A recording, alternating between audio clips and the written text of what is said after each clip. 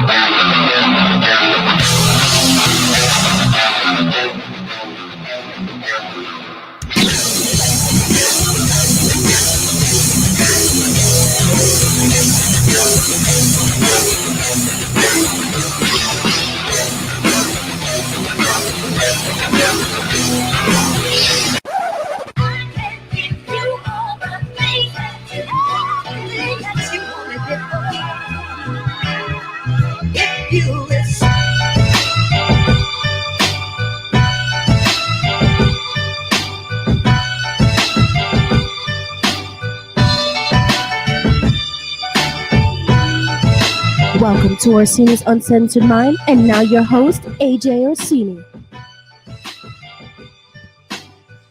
How the hell is everybody out there? This is your boy, your main man, your job soul brother, from exactly the same exact mother. That is me, of course, your host, AJ Orsini, and I am with my co-host, who is the other brother, who is from the same exact mother. I am here with Deceive Dave. My disclaimer had either that or I'm bugging. my disclaimer had a mind of its own. Did you hear all that scuttlebutt at the beginning of all this? Can you hear me? Can you hear me? Can you hear me? Hello? Okay, well, we're going to work out that in between. And we're not just here with Deceive Dave. I am also here with my boy. He's been on the podcast before, and he hasn't been here in a while, but he was on the last AEW roundtable that we had. He is the visionary behind Cosplay Championship Wrestling. Xander Litt is back in the house. Xander, can you hear me, buddy? Loud and clear. Loud and clear. I don't know what's up with Dave. Dave, can you hear me? I don't even know he's on the screen. Dave, can you hear me? I don't know what his deal is all of a sudden we can't hear him. Are you in with you can't hear us, buddy? I'm gonna type to him right now. Hold on. I'm texting him right now. But we are here to discuss AEW All Out. Now, if you look at the title, we're going to start something new here, okay? I have officially retired the round tables. I'm not calling them round tables anymore because I've been following kind of a basic formula with those things. So I want to freshen things up. I want to do things differently, and I'm changing it around. Yes, I know it's basic discussions from round table, but as you can see today, there's only 3 people talking as opposed to the 4. And 3 is just the beginning of it. We could go higher. We could get to 5. We could get to 6. I actually have a plan for 6 coming up for something else. So I just wanted to open the reins up a little bit.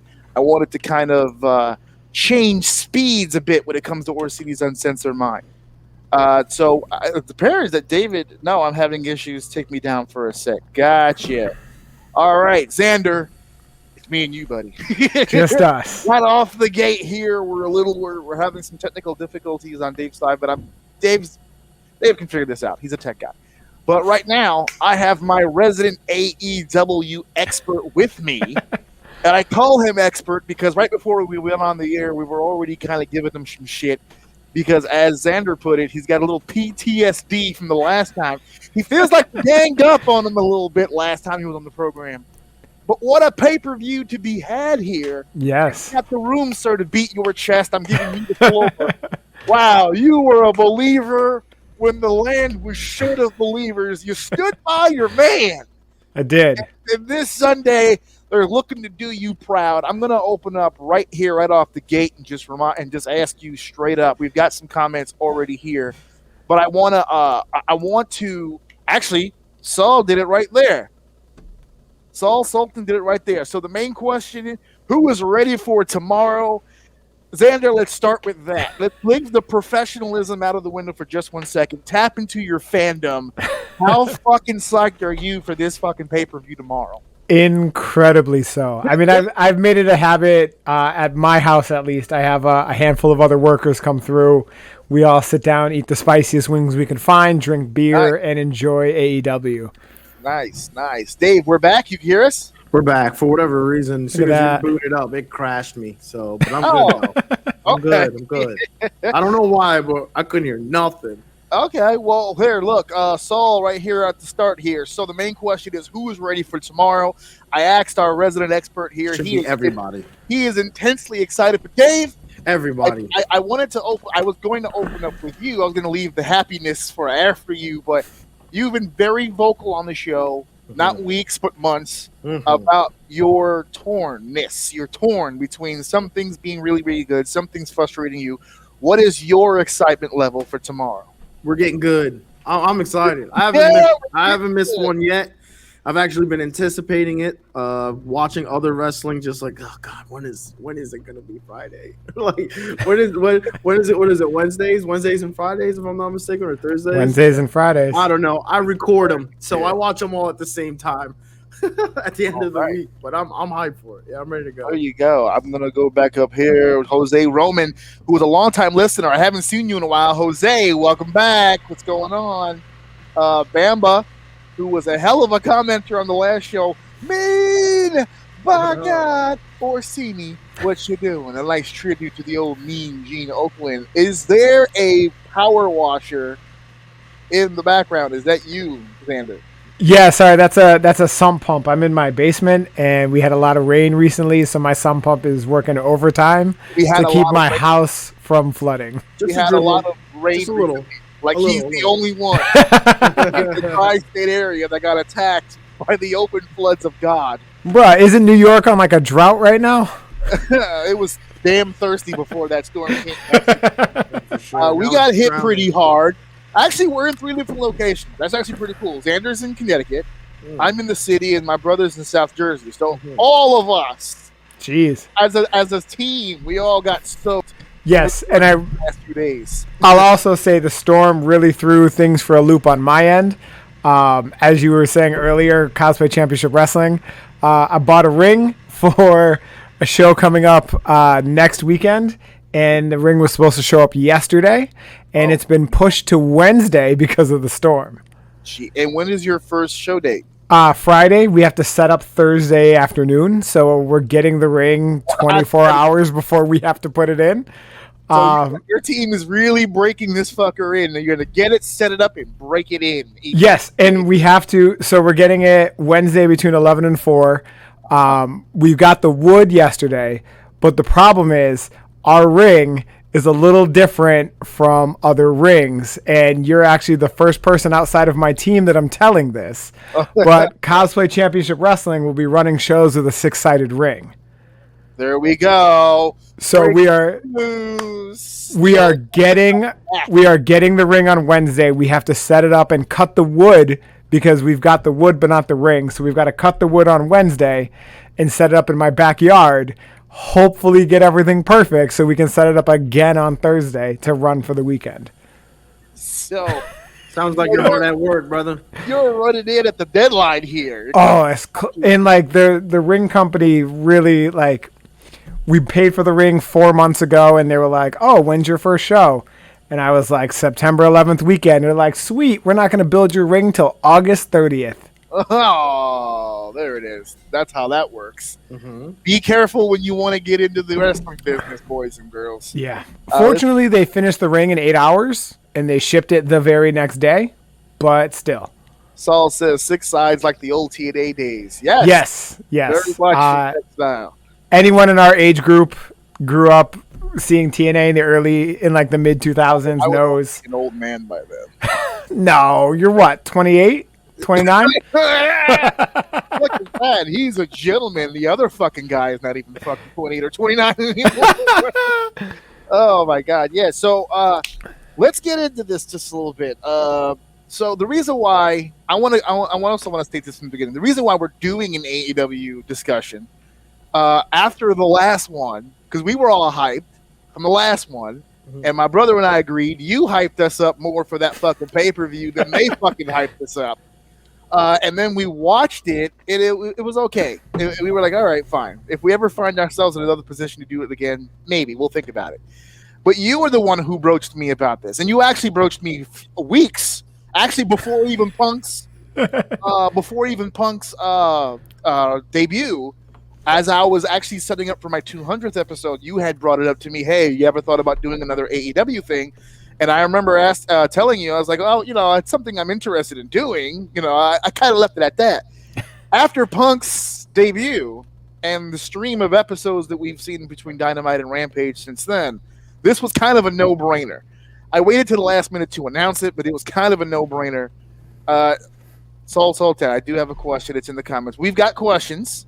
We're gonna get to your questions, but the questions you're asking, Saul, I'm gonna put it up so that everyone can see what question we're talking about. He says, question, do you think CM Punk might have ring rust since he hasn't been in the ring for 7 years? Yes, he's already shown it. If you haven't watched, he damn near dropped that guy dead on his head and fell with him. So yes, we're going to get to that question, Saul, when we get to that match. Okay? Spoiler alert. Spoiler alert, yes.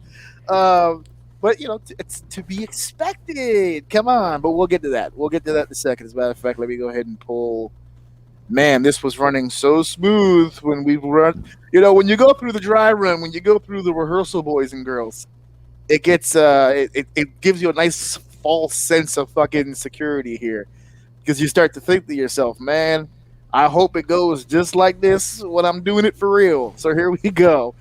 And I've got it up. And we're going to share it. Hopefully. I don't need audio. You fuck. There we go. And share. Fuck you. There we are. So this is what we're talking about here today, guys. Ignore this thing on top. Can I get rid of that, actually? Let me see. Toolbar. Bam. We're getting smaller. Hold on a second. How about menu bar? Bam. We're getting smaller. Look at that. Okay, I'll leave it at that. I'm not going to push my luck. There we go, folks. As you can see, I actually wanted to start our conversation off based on just this fucking poster. I'm going to be honest with you, man. You take Punk off of that, and we still have a conversation. Yes! We still have multiple conversations to take Punk off that poster. So many things. What the fuck? You take the Young Bucks off, and we have a better conversation, but we still have a conversation nonetheless. I have a bone to pick, actually, now that I'm looking at this poster. I didn't think about it till I really, really started looking at it here. I've been an interviewer. I've been a commentator. I have many outside of the ring jobs in the world of professional wrestling. I'm looking at this flyer, and AEW has put not one, but 2 of their commentators on the flyer. I would like to now state that I'd like to, for now on, be one of those individuals on the flyer. Because if commentators are getting on the flyer, to be fair, though, AJ, one of those commentators is about to punch someone's block off.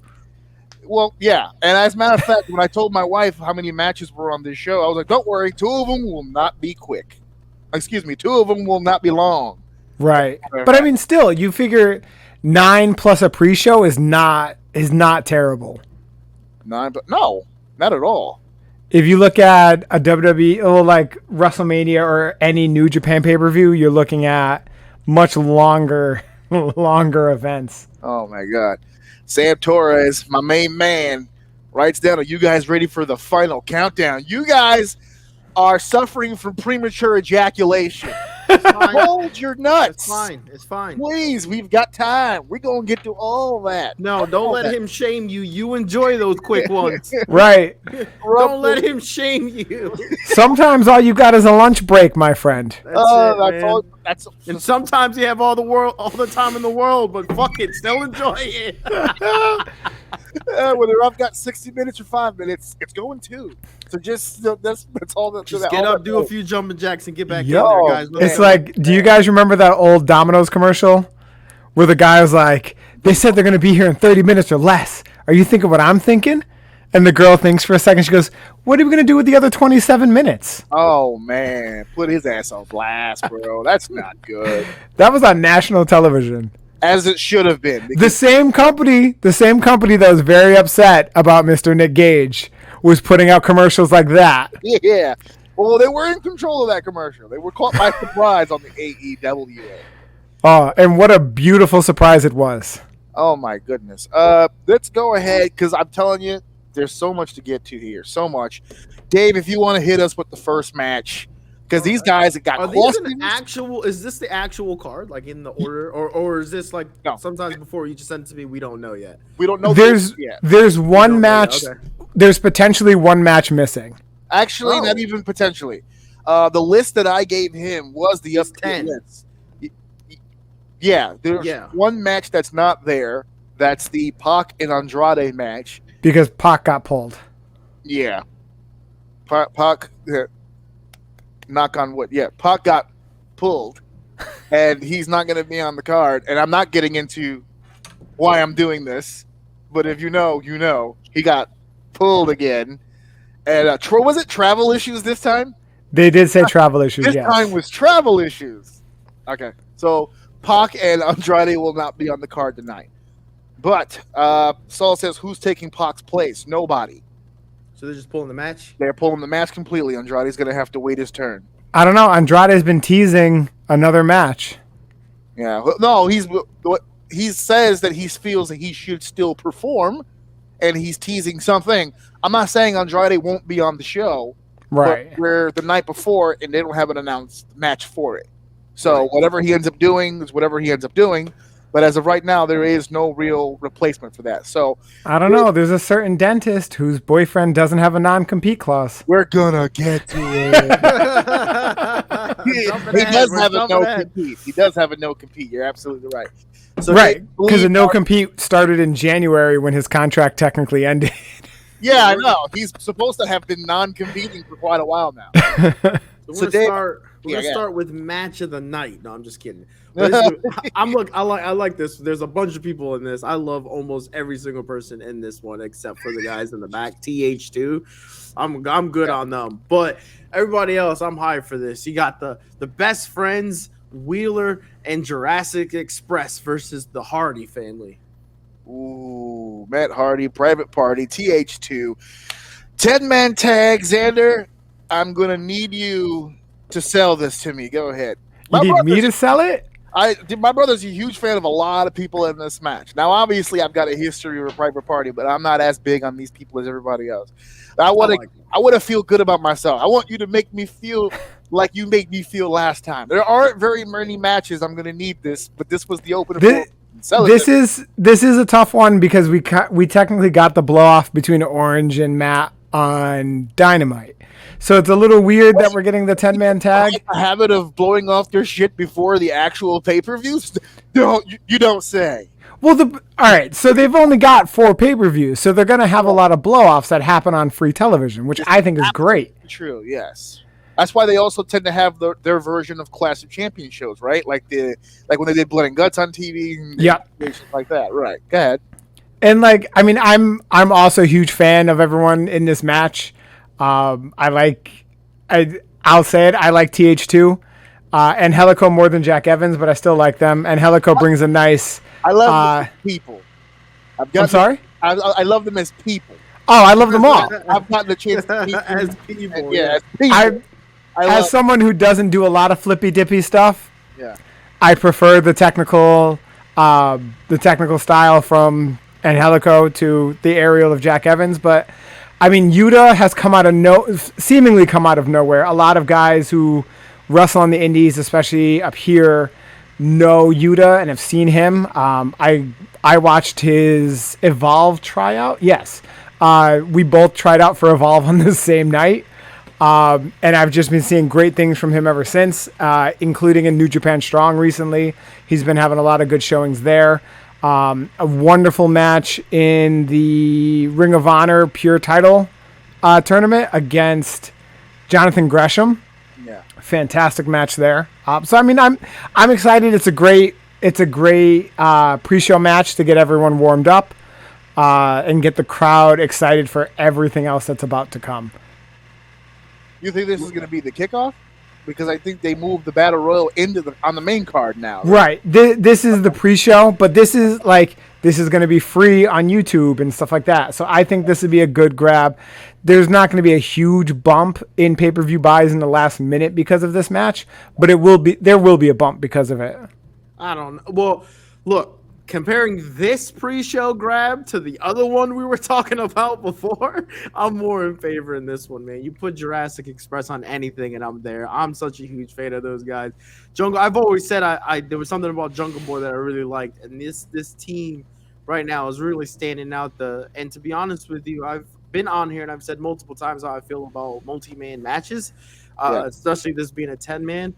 I don't know, man. They've been pulling them off lately. The last one that they had with these guys in it just flowed. They're flowing really well. I don't know what's going on back there. I don't know who's changing the locker room or whatever the case may be, but everybody feels like they got something to prove, and these matches are you can see it in their matches for sure. Yeah. And like with this being a 10-man and them pulling it off pretty well, you've also got a lot of guys who are regulars on Pro Wrestling Guerrilla, which has an inordinate number of multi-man matches that all seem to work very well, especially when you've got guys like Chuck Taylor in there. Right, they're flowing, man. It's just been good. It's been good. It's been fun to watch. I'm afraid to jinx it. It's been really good to watch. I think the only thing you'd be jinxing is how quickly Matt Hardy is going to get busted open in this match. Oh, you fucking rude. You buried the lead, you fuck. That was my next question. I wanted the fans to see if they want to make a bet. AEW seems determined to fucking kill this guy. Well, I'm glad you brought that up because there is something in particular that I have noticed about AEW, and I don't know if it's a good thing or a bad thing. Right now, it's working, but I don't know how old it's going to be, and I feel like the fact that it is working, that they won't stop, especially if it starts to feel a little weird. But we're getting a lot of blood. Almost every other match, someone's cut open some way. But and we're also getting a lot of false finishes. Not necessarily from finishing moves, but they're doing like these high impact spots that looks like it would lead to an end of the match, and we're just getting multiple kickouts out of it. So I don't know if you guys noticed that as well, but I like it right now, but I can definitely see how it would get old. That's across the board. So many people are relying on false finishes these days. It's ridiculous. Well, I'm gonna put a pin on the false finish thing when we get to Young Bucks and Lucha Bros. So I'll come back to that in a second. But as far as the other thing with the blood, I think Xander, you had a point you were going to bring up about the blood. It's almost never intentional. I don't want to say the problem. Yeah. But like it's definitely concerning. But like with like Matt Hardy breaking everything in his face, that was definitely just an accident. Like it wasn't anything crazy. It was I think it was off a cross body that he just happened to catch Orange's entire rib cage on his nose. But it's not like Brock Lesnar getting posted and deciding, you know what, I'm gonna headbutt this ring as hard as I can. Right. Because if I'm gonna bleed, I'm going to bleed. So the only time I'm really seeing a lot of blood where I'm like, okay, it's getting not old, but like a bit repetitive is obviously Cody. Especially like blonde hair Cody decides he needs to turn his hair red every other match. Dustin gets a little giggy. Little giggity. Little giggity. A little giggity. But like it's happening a lot, but also like it would happen in a real fight. And that's one thing I like. It's not as I'm not the word I want to use. It's not as like cleaned as like the WWE is, where they're very big. I mean, you guys remember it was just a few years ago. WWE was stopping matches when people started bleeding. Right. But they were also not allowing people to wrestle during the commercial breaks, so that's a whole nother bag of worms. I can't answer the question if it's going to work or not work because we don't actually know. Because as Xander put it, and that's where I was heading with this, they're not in control of it. That's the problem. We can't gauge if it's working or not because every time it fucking happens, it's beyond their fucking control. Xander made a good point about the fact that he likes the fact that it's visceral, right? Almost effective because it's accidental, kind of makes the blood mean a little more. Oh, it's fine if it's accidental. Right, but here's the problem with that. We're in pro wrestling. How do you separate it? In pro wrestling, you have to be in control of the blood flow. Yeah, it happens from time to time, but it's happening more times accidentally than it is on purpose. So when you try to do it on purpose, it won't fucking work because you keep doing it accidentally. If you have a main event spot, like for instance tomorrow night, if you've got a main event spot that calls for color, if you've already had 2 fucking matches tonight with fucking color in it, it evades the fucking point and the purpose. So I don't know if it's going to work out. For the fans like Xander who see the blood and react to it as a sport, and this is, shit happens, right? Like that right. Makes sense to me. I get that. And I can get into it too. Right. If it didn't happen so fucking often, it's happening often. And not for nothing, it's happening to Matt fucking often. Sammy Guevara and the chair. The fucking thing off of the platform on the fucking tables that were right fucking there. Yeah. Across the body to the fucking face. These motherfuckers are killing each other and they're not in control of it. If you want it to work, you need to be in control of it. So they're excited, man. Clue. They're excited. They got momentum. They're excited. To that though, even when you have situations where the blood is happening a lot, when AEW wants blood to happen, it is very effective. Because like when you guys talk about AEW matches and blood being involved, Britt Baker pops up. Sorry, Dr. Britt Baker, DMD, comes to mind immediately. Okay, say it right. Like her lights out match, just seeing like one of her eyes, there was no white in the eye. It was all red. It was disgusting, but it was perfect. Like it's exactly what she needed to move herself up. And then to have her boyfriend do a lights out match right after that was not as impressive was hilarious. It was hilarious. Saul says here, I'll answer this one because it's a quick one. Is it true Ric Flair is in talks with AEW? Yes. Why wouldn't he be? His future son-in-law is there. We were in talks long before the release ever happened, but I digress. AJ loved Jungle Boy's theme music. I like the song actually. Yeah, I do. I think it serves its purpose. Yeah. I like his song, and I think it fits him. I'm gonna put another pin in music because there's a song later on that I'm gonna talk about where it doesn't fucking fit. Oh, I know. I already know what song you're talking about. It's because they couldn't get the version of the song that they originally wanted. I think that is what it was too, right? But we'll get to that in a second. This one right here. They already announced the new set of figures, and one of the figures is the first ever CM Punk AEW figure. That's exciting. Of course, because why not? I guess later on he asked if Dave liked the music, but Dave already answered whether or not he likes the fucking song. Question: who thinks Orange Cassidy is entertaining? I do.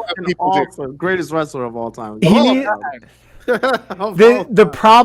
problem with Cassidy is he needed explaining when he showed up, and the AEW didn't explain him because they just were like, oh, this guy, he's lazy, he keeps his hands in his pockets, this, that, the other. And the gimmick is that he's so good at everything he does that he doesn't put effort into anything anymore. He's fucking bored. You're trash. He's good. Right. And then and that's why when he has those spurts where he's like, you know what, I'm gonna hit the rope, I'm gonna do all this amazing lucha and keep my hands in my pocket the entire time, people are like, holy shit, where did that come from? It's always been there. He's just so bored he feels like he doesn't have to do it. I fucking love it. That's one of the greatest. But the problem is they didn't explain that. Like, fine. I got it. It made sense to me. Right, but a lot of casual fans are going to be like, what is, like, a bunch of casual fans are going to have the Jim Cornette response. What the fuck is Pockets doing? Right. Pockets. Love it. I put Orange Cassidy in the Rey Mysterio category that Dave has. All right, you're being disrespectful. No, allow me to elaborate in the sense of I actually don't have a problem with Cassidy's character. I actually find it entertaining. I actually like it. It makes me laugh. And even when he starts with the spurts look good. Yeah. Right?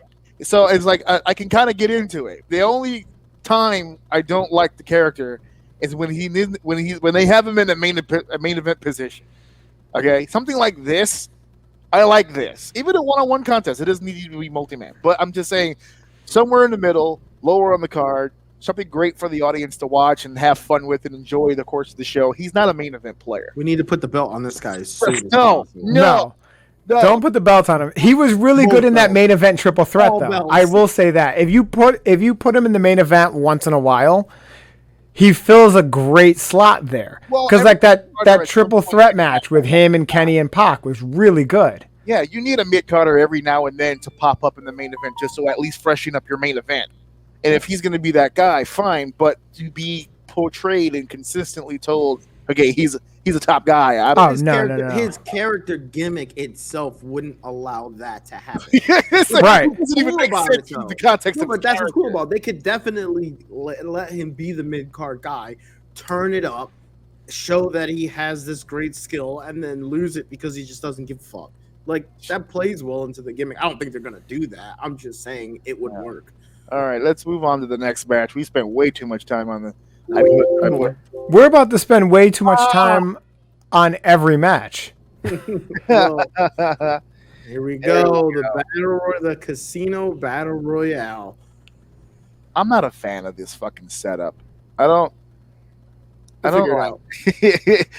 Just do a battle royal. I don't understand. It's not a Royal Rumble. I get it. It's not a typical. So explain to me, is the name of this something specific? Yeah. So what happens in the course of this battle royal is as you all know, there's 4 suits to every deck of cards: clubs, spades, hearts, diamonds, and then in every deck there's a joker. So what happens is there's got 4 suits. So there's 21 women, 5 women for each suit. So when they play on the screen, they're going to flip these cards around and it's going to go, bam, diamonds or whatever the fuck. So whoever got assigned diamonds will then come out and the battle royal will start. Each suit will eventually be played, and then the 5th entrance would be the Joker. So 4 people are coming out at the same time? 5 people are coming out at once. At once, depending on what they call. Right. But yet there's a single person that comes out last. As the Joker, right? Did they do some drawing on who that was? Because I may have missed that. No, so the Joker is always a surprise. So the first time it was my girl Mercedes Martinez, and I legitimately teared up because she's from Mercedes again because she's unemployed. So right. Well, she's got a non-compete. She fucked. Right. But she also, I mean, the last time we saw her on television, she was knocked unconscious. So there you go. So that I guess. I think the Joker is going to be Ruby Riott or Ruby Soho now. Ruby Soho. Yeah, that would be smart. And I'd have her take it. Oh, you'd have her. Would she be the first female Joker to win? I think she'd be the first Joker to win, right? Because I think Paige was the first Joker to ever win it. Yeah. But so that's the setup with Joker. You think Ruby Soho takes it from the Joker position? Dave, you've got the females in front of you. You have any ideas? Which one you think you can do there, or which one you think's gonna walk away with it? I'm slowly here. Let me see. I'm slowly becoming a Ty Conti fan. Slowly? Where have you been? Because I stopped watching her for a little bit, so I didn't know. I've seen her here and there because I did poke in every once in a while, but just from watching recently, out of everyone in here, she's the one that kind of like stands out to me as someone new that I haven't seen before. But all of these women have some talent. This match is going to be actually pretty decent. Again, it's a multi-person match, so we'll see what happens. It could hit or miss for me, but no, this will be a very good match. I'm looking for this one too. Ty Conti, and it's going to sound like I hate the WWE, and I don't, but Ty Conti is definitely an example of a situation where the WWE definitely let go when they shouldn't have, because yeah, she wasn't the greatest when she was on NXT. Okay. But when she got picked up by AEW and they worked with her and didn't go, okay, all the girls are doing this bump, this move, and this chain, and they were letting her actually incorporate the fact that she is a martial artist of multiple different styles. And I mean, obviously Dustin is helping out with that, but like when they let her be her, she's grown exponentially compared to in the WWE, where they were like, okay, everyone has to follow this formula, and she just wasn't fitting in. Right. Yeah, I'll tell you what, though, the bunny has been impressing me. Now, there's one or two things here. Either she's stiffing the hell out of everybody and she's not good at what she's doing in the ring wise, or she's really good at what she's doing and it looks like she's stiffing them and she's not. However, You gotta get your shit in, brother. Yeah, lay your shit in, baby. She has been impressing me. The gimmick she's trying to pull is not easy to pull off. No, especially she was a babyface forever. Right, and it's I don't know, it's just a really hard gimmick to pull off. So I'm trying not to be too judgmental on it because it is really hard. But she actually really did impress me in the ring the other night as well. So I don't know, man. You got a lot of talent in this match. Yeah. My pick is simple. But before I get to my pick, right here. So picking Sheeta to get back into the title picture with a big win here at the Casino Battle Royale. Pombo. Anyone good on Big Swole? No. Well, they may have different opinions. No. I'm not big on Swole, no. I like Swole.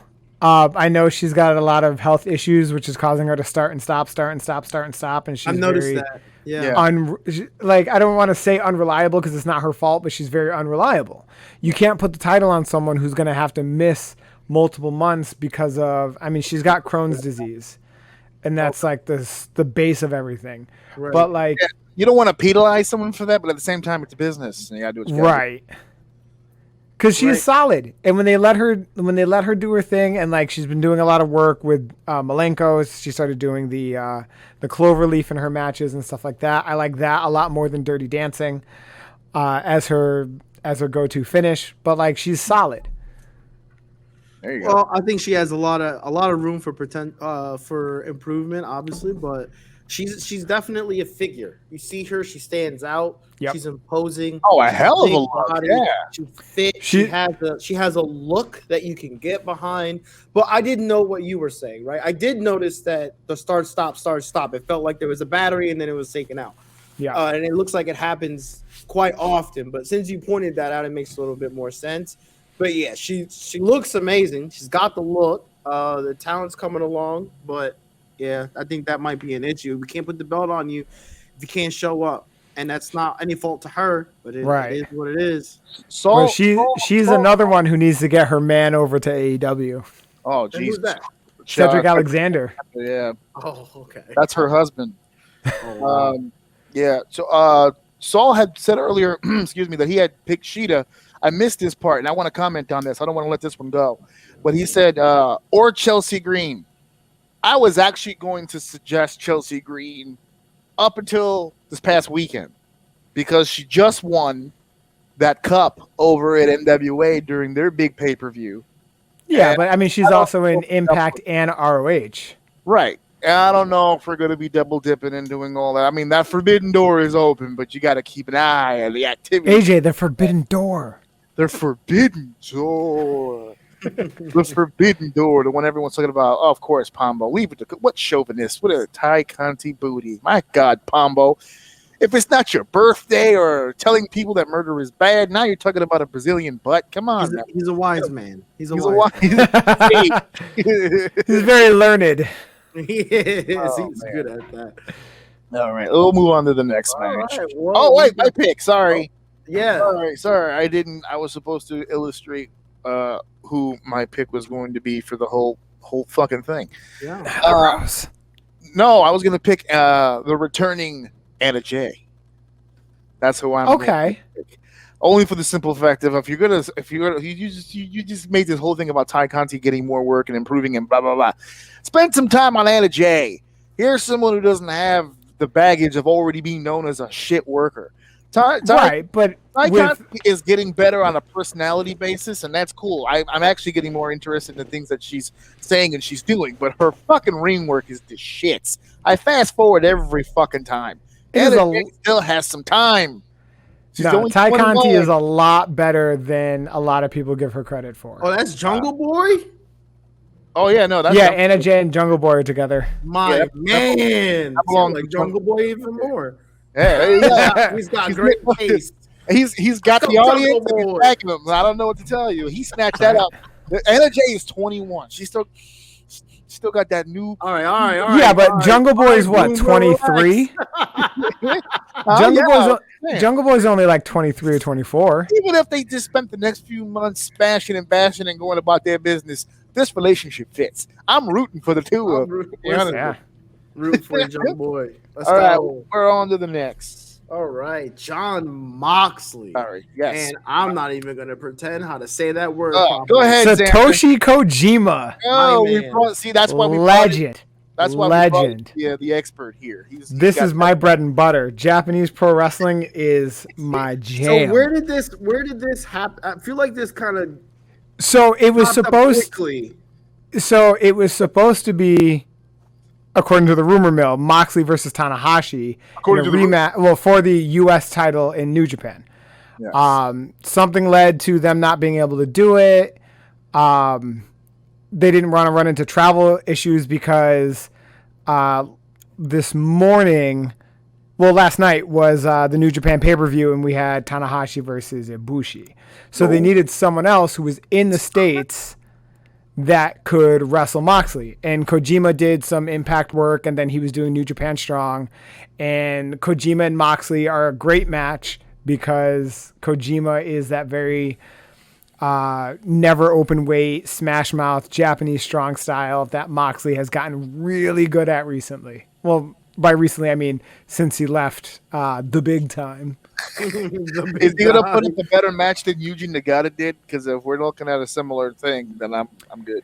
No, because Nagata was never the like he hit hard and stuff like that, but he was still a lot more traditional New Japan, and he's older than Kojima.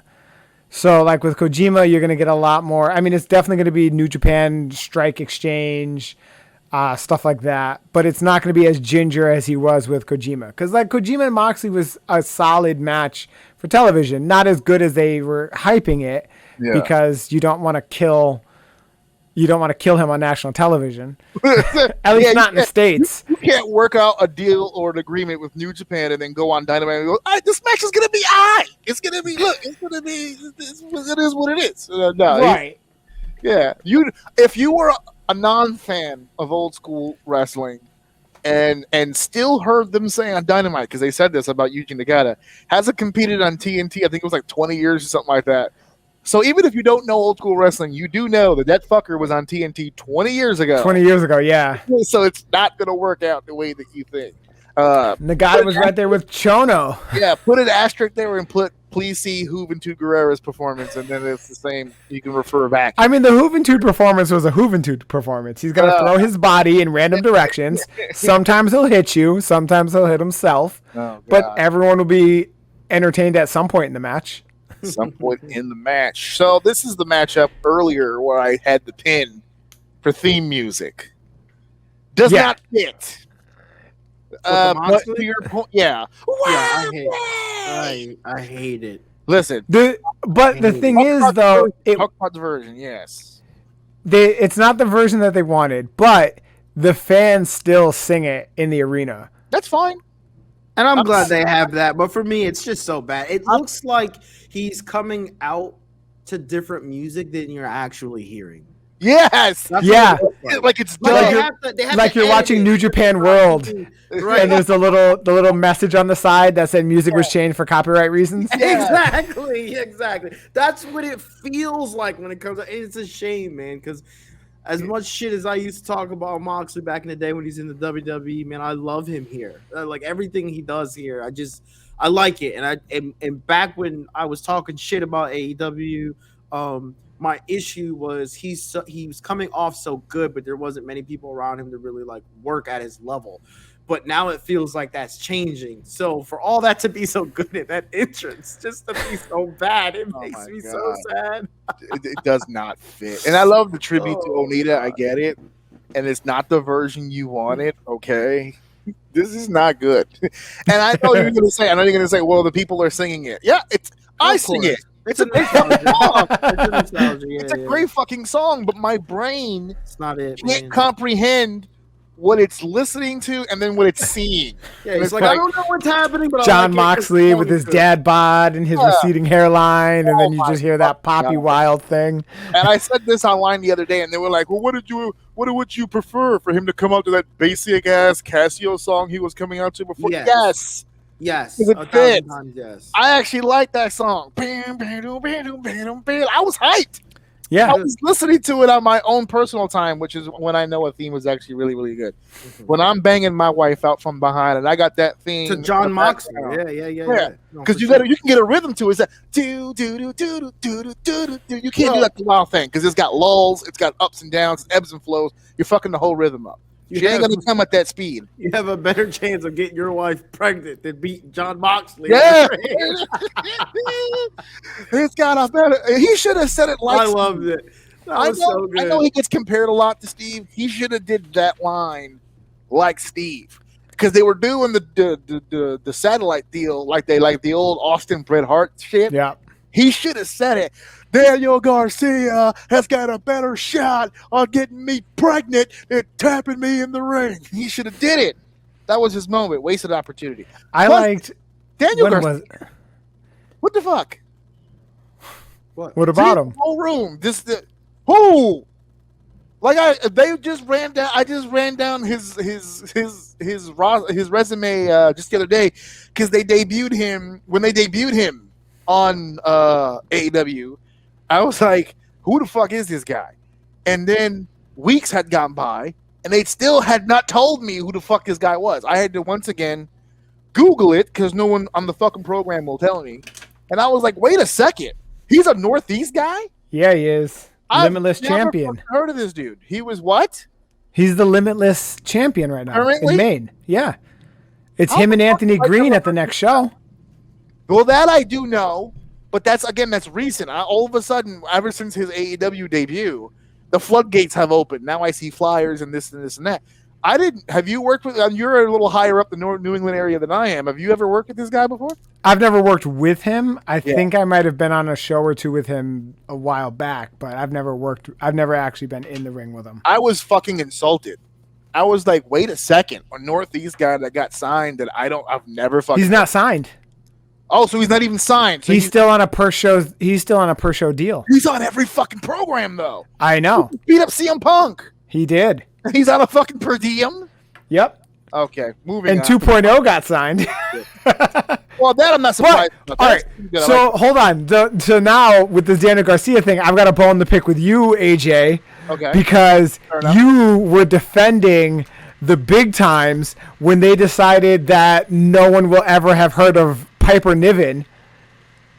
And I was like, she's been in NXT for like 3 years. And you were like, no one gives a shit. Yeah, they don't.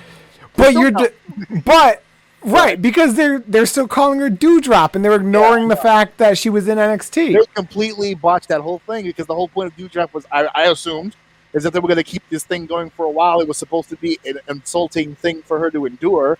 She had it for 2 months. They dropped it, and then she goes, well, I kind of want the name now. And I'm like, oh, God, so wait a minute. You broke up when you're still Dewdrop?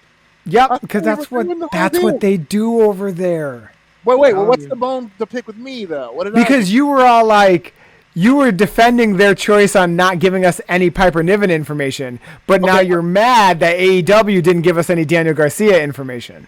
Because that's not the same thing, though. Because hypocrite, right? Because Daniel Garcia isn't contracted by the company. No. And she was. No, it's not. That's not even that. But that's why it's different. Because the other program already informed me of who she was. AEW has 2 programs. No, because when she showed up on Raw, the commentators were like, "Who the hell is this bitch? Right, but Who is this? We don't know who she is." Right, but there was already a section of people who already knew. Unless you're in fucking Maine, no one knew. Right. No one knew across the board.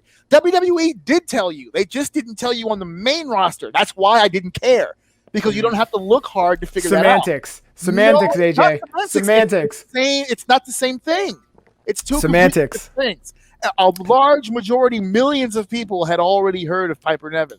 No one outside of the fucking state of Maine and trickle down states around that. I think Garcia's a New York guy. As in born here? Hold on. Because he damn sure doesn't fucking work here. I can tell you that. No one works here because our fucking companies are dead and don't run shows over here. I don't know if anyone knows or cares about that, but the New York fucking wrestling scene died when fucking COVID came here. We haven't done shit. That's right. He's a Buffalo guy. Oh, not okay, New York guy, I get it, but from the state. But he was with they did mention that he went to what was it, Buffalo University or some shit. But like he was in that horrible car accident with Blackwood a few years ago. That's a career highlight? Like I don't understand. No, but so a lot of New York guys were really like Blackwood, Garcia, and there was a third guy who I feel bad I can't remember his name. You live in Connecticut, so let me clarify for this for you. You keep saying a New York guy. Yeah, from the state of New York. Okay, but that's where we're having a disconnect of communication. I'm from the city. Yeah, you guys are like Quebec in Canada. Yeah, in the city, when you say New York guy, I think the 5 boroughs. We don't give a fuck about what happens outside of Yonkers. About Buffalo? Yeah. If you're in Rochester or Buffalo or Albany or Syracuse, you are technically a New Yorker. You're from New York. The arrogance. But down here, right? The real world lives. Oh, okay. When you tell us, with people he's who a matter. New Yorker, okay, we think he's because you keep saying he's a New Yorker. That's he's why a New York guy. I've never been to Buffalo, so I wouldn't. AJ's out here like we're gonna build a wall around the 5 boroughs, and none of you assholes can come in. I wish I could afford to do it. You're from New York. We are New Yorkers. Get it right. What do you call it? Xander, you've heard of Excite Wrestling, right? Up in state. Okay. So see that. Let me preface. Okay. So we were supposed to do I was a part of I think it was 2KW. We were supposed to do something business wise with them, and I said something online about the town that we were going to or whatever. I think it's like midway through the state or something like that. AJ fucked up the deal. And I said something about it being upstate. And then all the people who live upstate are like, it's not fucking upstate. It's like midway at this. I'm like, bitch, if you're past Yonkers, you're fucking upstate, bro. That's how that works here. If I can't, as far up as the 5 train goes, once that stops, bitch, you are upstate. AJ's out here like Poughkeepsie. That sounds like Tennessee to me. Yeah, not as fucking well. If you are 5 miles out of Yonkers, you're Canada. Dude, that's all that it is.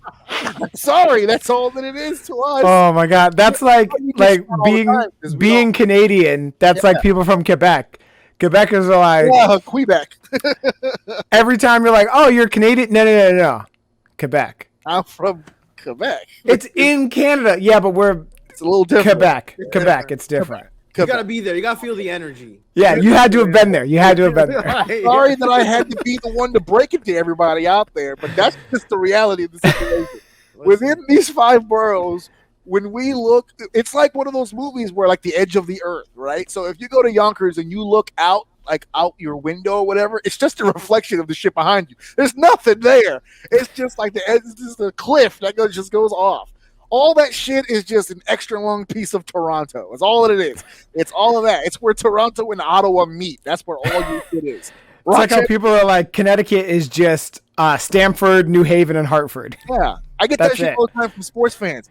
Buffalo, the Buffalo Bills, are the only... That's a New York team. That's a New York team. The only true New York team because it's the only one in New York. No, bitch.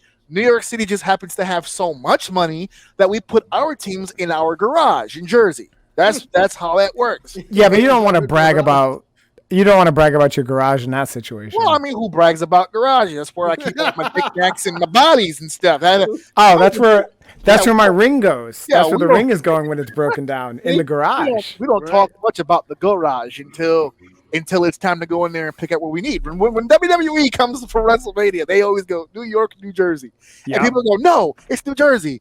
No, bitch, it's New York. You're leasing out the space, but it's like a diplomatic ground. When you're at fucking MetLife, you're in New York. I know it's in East Rutherford, It's but like you're a in rent. New York. It's like a rental apartment. Yeah, it's your home, but Yeah, like Like- yours. My I shit mean, is in I it. own it, Yeah, we kind of like but you call own it home. it. That's funny. Oh, Pombo, you can actually see the stadium from Pombo's house. It's kind of funny. He lives in that section. So yeah, Joe, we own that area over there. If you drive over there, wipe your feet, bitch. Don't fuck it up, or you're gonna lose all those wonderful taxes that get attached to it. I don't even give a fuck about picks. If you guys don't want, are we all picking Moxley. Yeah, because I don't think they're gonna have him lose to. I don't care who wins. I think the match is going to be fun though. I think it should be good. I don't think it's gonna be long. For this one, I'm more about show than actual like Yeah, this match is definitely going to be a car crash. It's going to be like this is 6 or show. 7 minutes and out. chopping the shit out of each other, bruising each other up, man, shit, and leaving. Man, shit, and As Fuck Biggie with says, big meaty men slapping meat. Oh, you want to go big? Why did you just say that then? Yeah, I love that intro. just say that. All Biggie's right. one of the best. Yeah. All right, Well, moving that- on. Speaking of big, Whoa. versus QT Marshall. It's Marshall. I'm sorry. Tell that to fucking Excalibur then. No, it's only Marshall because he's a heel. It's not actually Marshall. No, fuck it. Xander I does like not say Marshall, and he's been a heel for forever. He calls. I know because he's insisting people call him that. It's part of the gimmick. I fucking Oh love my it. God. Marshall. I remember him saying that. That's Look funny. at this fucking photo. They couldn't even change the size difference in the fucking photo. And they're being generous in this. Like he's closer to his eyes in this than he is in real life. That he is in real life, yeah. Yeah. Oh my god. Uh, This is one of those matches that won't be long.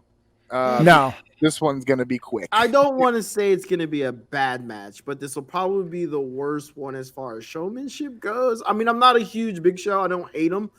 I'm not a big Paul Wright This guy, match but was just bad. it's just gonna.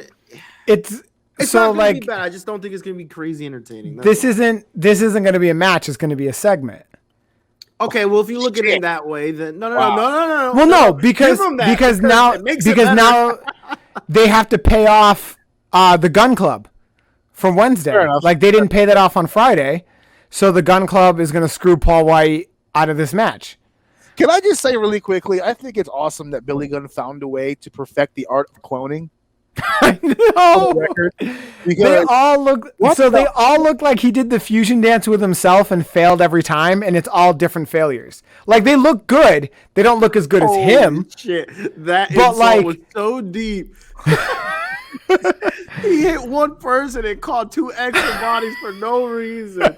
They catching strays out here. Reavers It- with one stone. It's the same like when he turned on Paul White on not Rampage, on Dynamite. Yeah. Excalibur immediately was like, and his piece of garbage sons just watched. I was like, they haven't done anything yet. And you already hate them. Why do you hate them so much? Like he immediately just went and his piece of trash sons, and it's I like, bro. hated those guys from day one.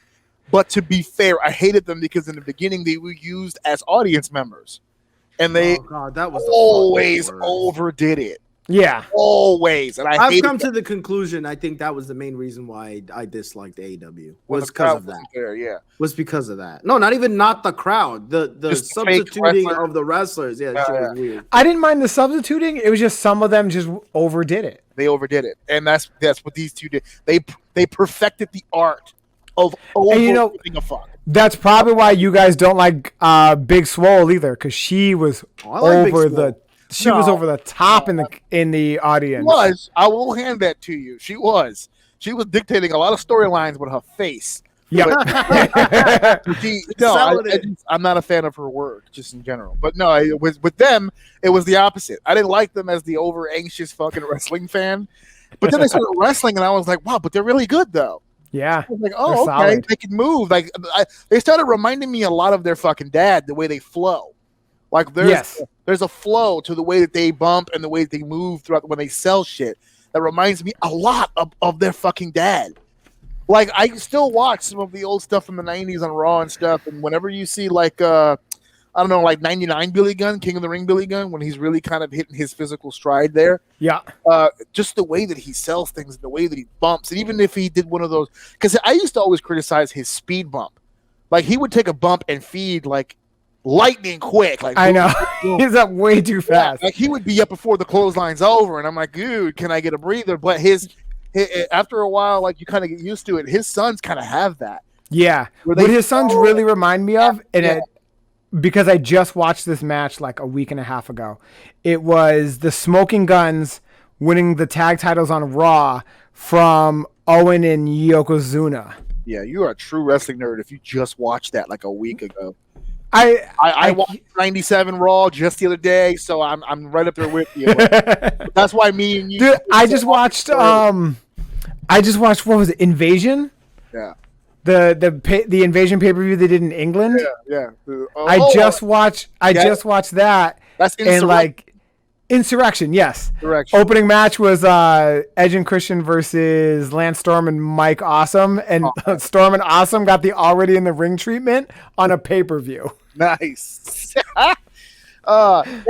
Dave, when I used to travel up to Connecticut for PWA, that was the first time in my life I had actually found someone so absolutely nerdy about this shit. Where we would talk about, we never talked. Can you remember one time, Xander, with the exception of the one time we physically wrestled each other, where we ever talked about our fucking matches like ever? Like no, never. We always just talked about fucking wrestling, other wrestling shit besides the shit we physically had to do. The only time me and Xander ever spoke about the physical stuff that we had to do was when we were fucking fighting each other in a four-way. That was it. And even then, AJ was like, "Listen, guys, can we just tell a story?" Yeah. It's like AJ was like, "Listen, I just drove all the way the fuck up here. I gotta put this mask on. I already can't breathe. Can we just tell a story for a while?" Just for a little bit. Give me something in the beginning, because it was me, you, Montekia, Joe Bullrog, I think was the other guy in that match. Was it Bullrog or was it Jay Lyon? No, I was never in the ring with Jay Lyon. It was Bullrog. And I brought Bullrog. And I also That's right.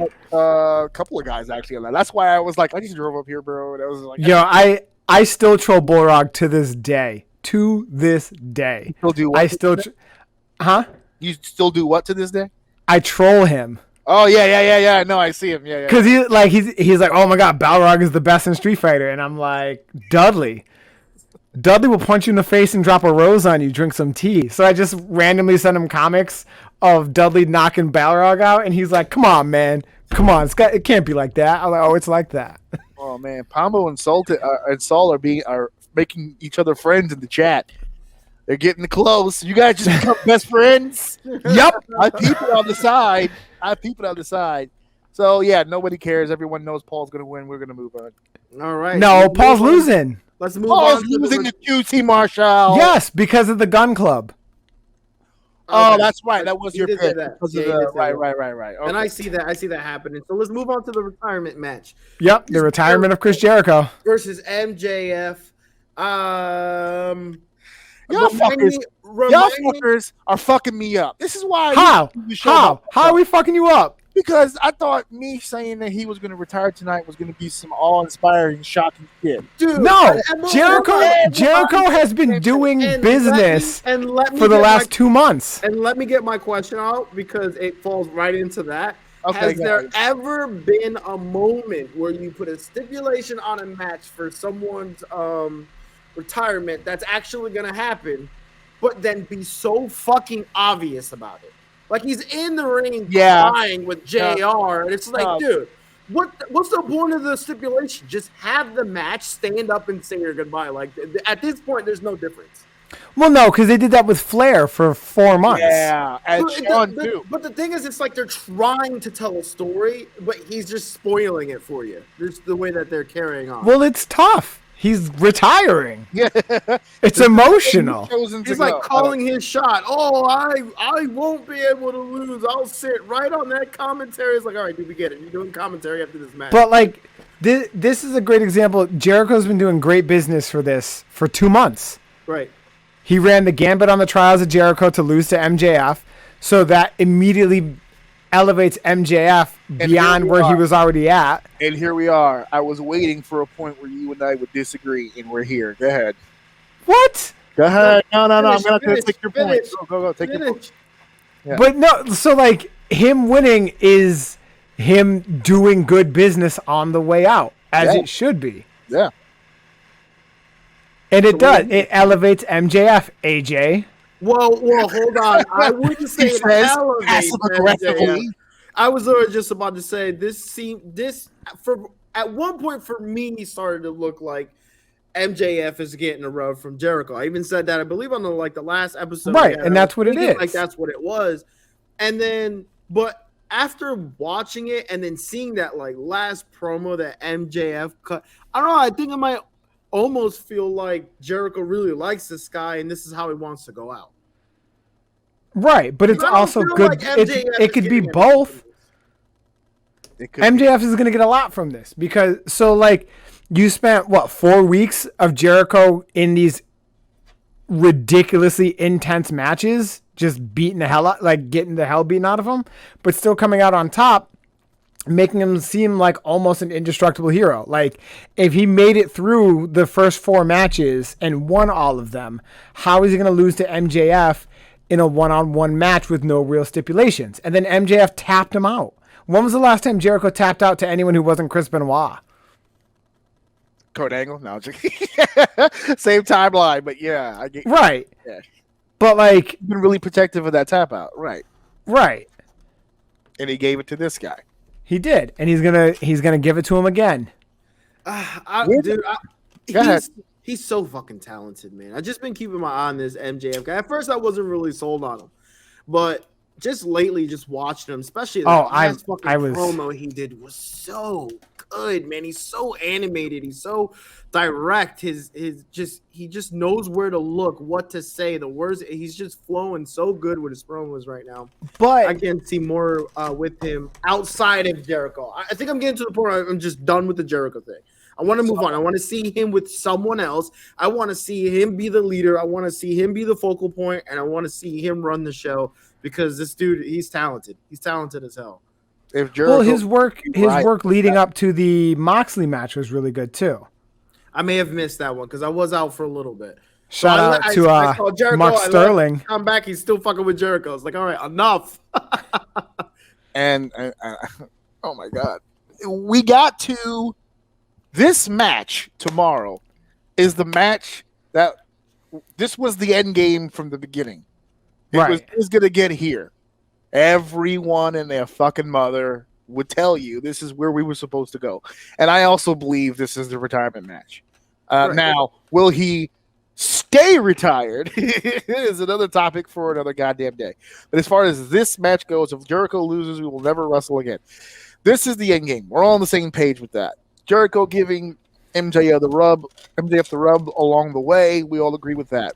The aspect of Jericho handing his career to MJF, that being the crowning achievement for him to set the young guy off into the stratosphere. We all agree with that. The problem I have, and where we're disagreeing here, is this fucking build-up. Because, oh my fucking God, this is I've never thought in my life I would ever see this, but this is a storyline that actually happened in fucking reverse. And I love the fact, to a degree, I actually love that it happened because I never thought I would have seen it. And I've seen it on national television, which makes it even better because I DVR'd every one of them and watched this unfold fucking backwards. And I was like, this is great. Then, first of all, them getting together in the first place. You mentioned earlier about, well, could it be more obvious? Could it possibly have been more obvious when MJF joined the Inner Circle to begin all this that he was going to turn on them and eventually feud with Chris Jericho? No, but that was one of those things where from the get-go, they're not insulting your intelligence. They're making sure you understand what's going on. AEW has been really big on doing things like that, like the whole Punk thing. They did not for a second believe anyone doubted Punk was showing up. So rather than just coming out and saying, yes, we signed Punk, who's going to be here on this day, they were like, okay, we're going to do, it was almost like viral marketing, because you had MJF referencing the pipe bomb promo when he cut the promo on Jericho leading to the Juventud match. You had Kenny wearing the chick magnet and the Cookie Monster shirts. So the AEW is not going to sit there and like give you something and be like, ha, we duped you. Ha, we definitely duped you. And everyone's like, no, we saw it coming. So what they could do is like, okay, because predictability isn't always a bad thing. But the WWE and other companies treat it like it is. Sometimes the predictability is what you're there for. Like, you watch the Avengers movies because you know at the end of the movie the Avengers are going to win. And in most cases they do. Right. In most cases they do, which makes the one or two times they don't that much bigger. So with this, you're like, okay, MJF is definitely going to win out in this whole thing.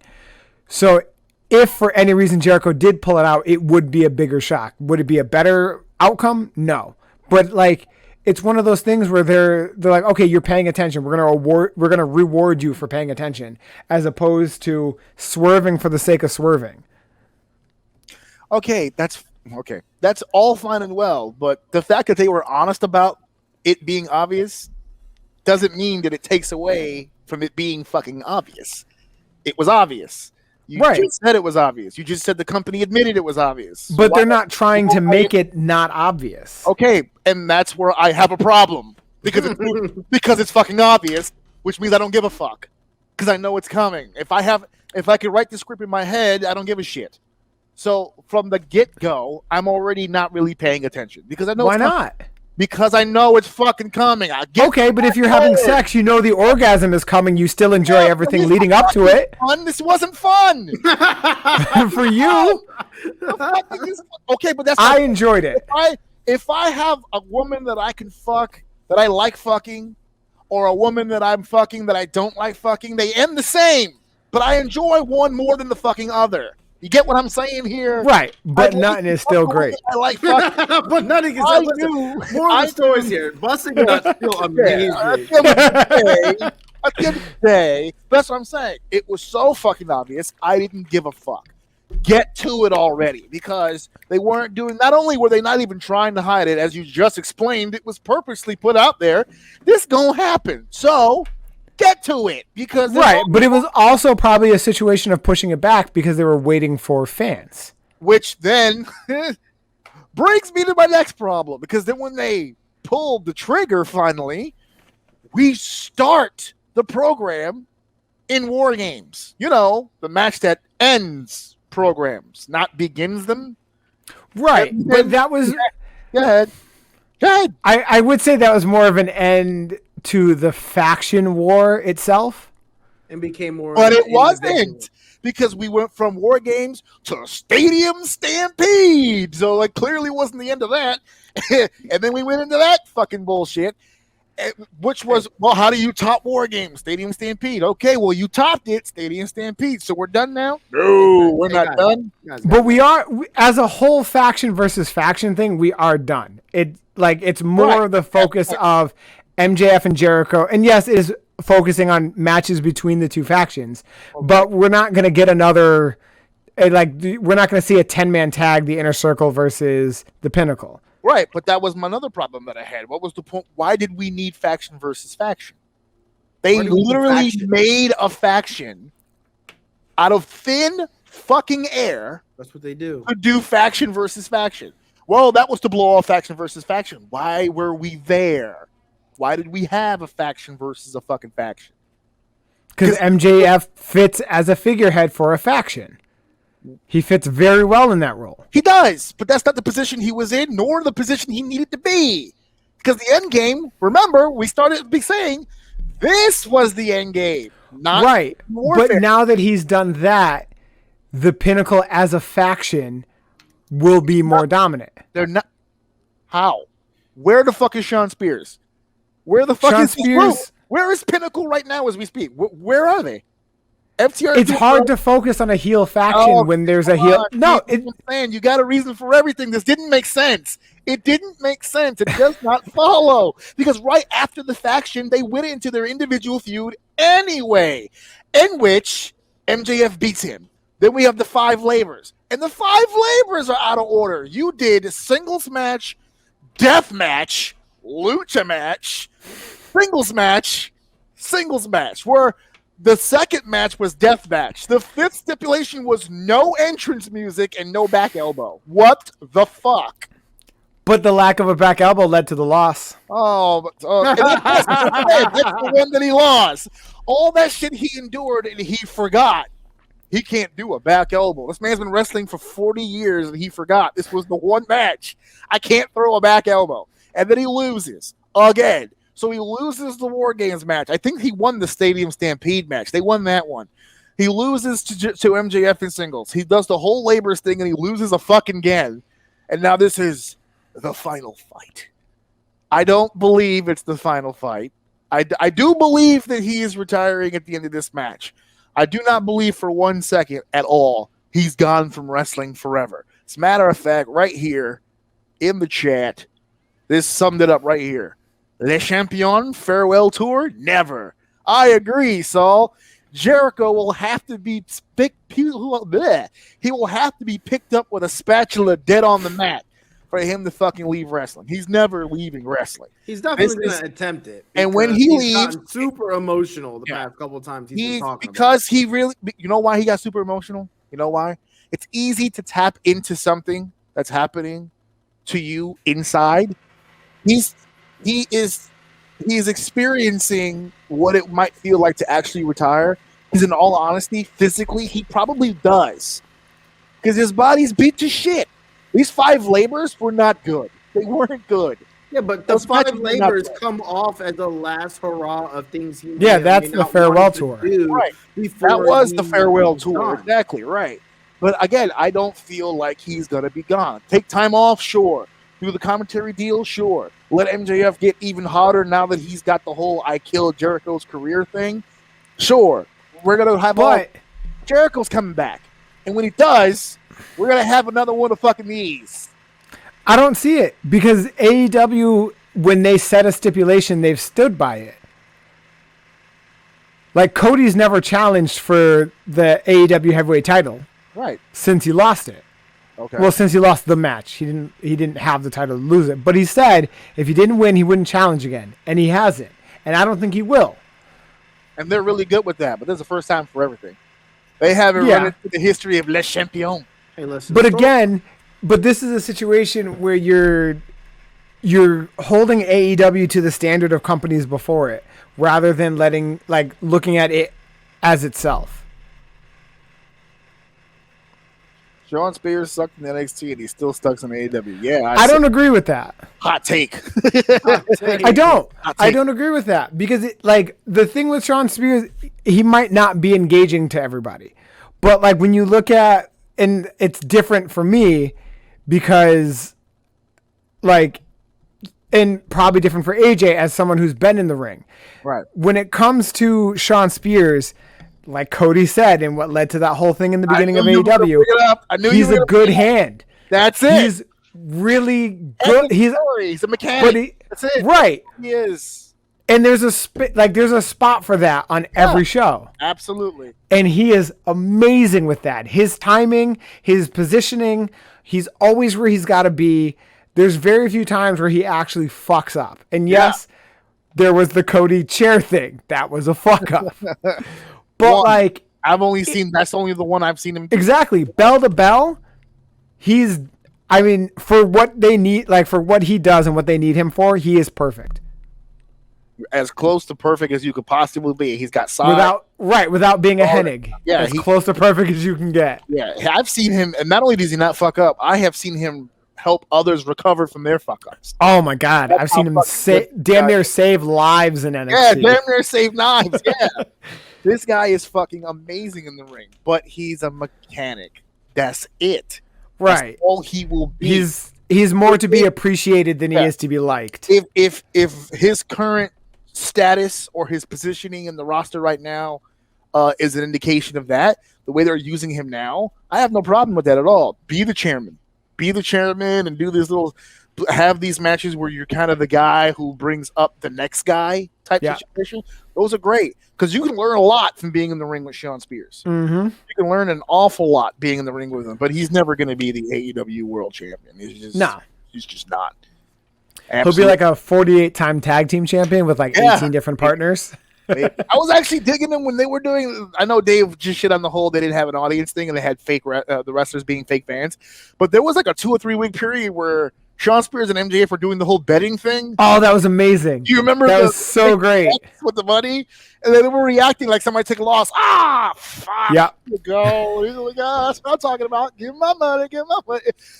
They were doing better business on the side of the railing for that than some of the matches in the fucking ring. All right, next matchup. Let's get to our next matchup here. We got Miro versus Eddie Kingston. In a match that prints money. I love Eddie Kingston, man. But when he moves, it just all goes away, man. You put a mic in front of this guy, that theme hits, I'm fucking hyped. But then he starts walking with stiffer legs than Matt Hardy, and it's just dude. Listen, these two men should be arrested for printing money on television. Should be against the law. The laundering of it. Oh my God, Miro is so good. I popped so hard the other day. Miro was like, there are 2 things I worship in this life. One is my vengeful God, and the other is my double-jointed wife. Oh my God.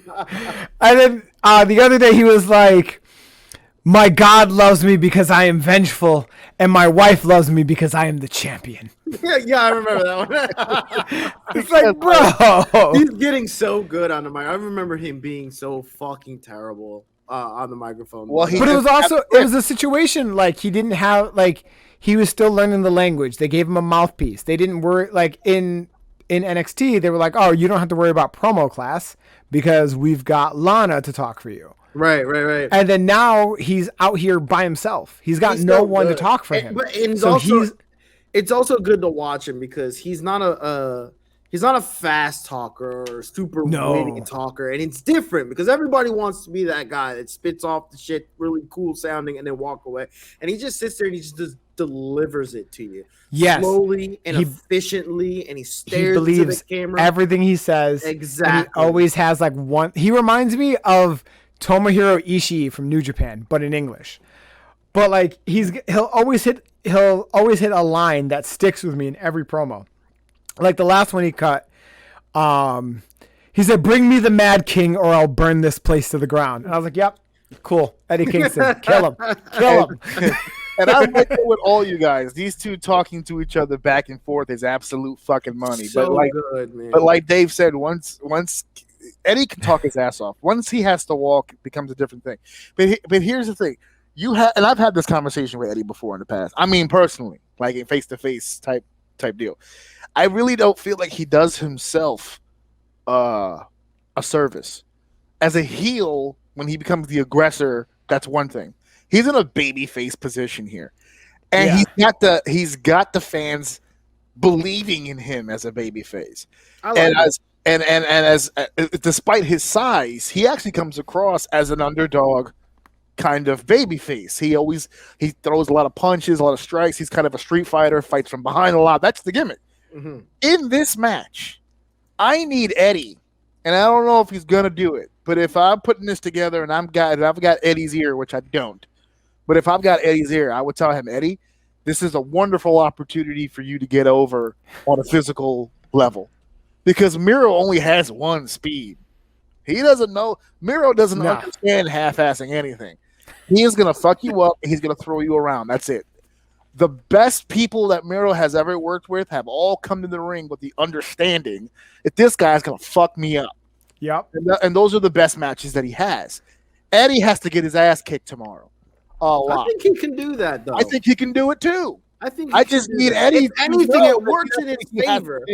If anything, it works in his favor because he can allow that he can use that to not be as mobile. And I think that's what some of his downfall could be when he's ahead and he's the one being the aggressor and he's doing all the movements. It comes off a little stiff, not stiff as in hitting, but like stiff in his movements, and it just comes off a little awkward sometimes. But if he's getting his ass beat, it allows him to be moved around, and then his slower movements can be a cause of getting his ass beat. So I don't know.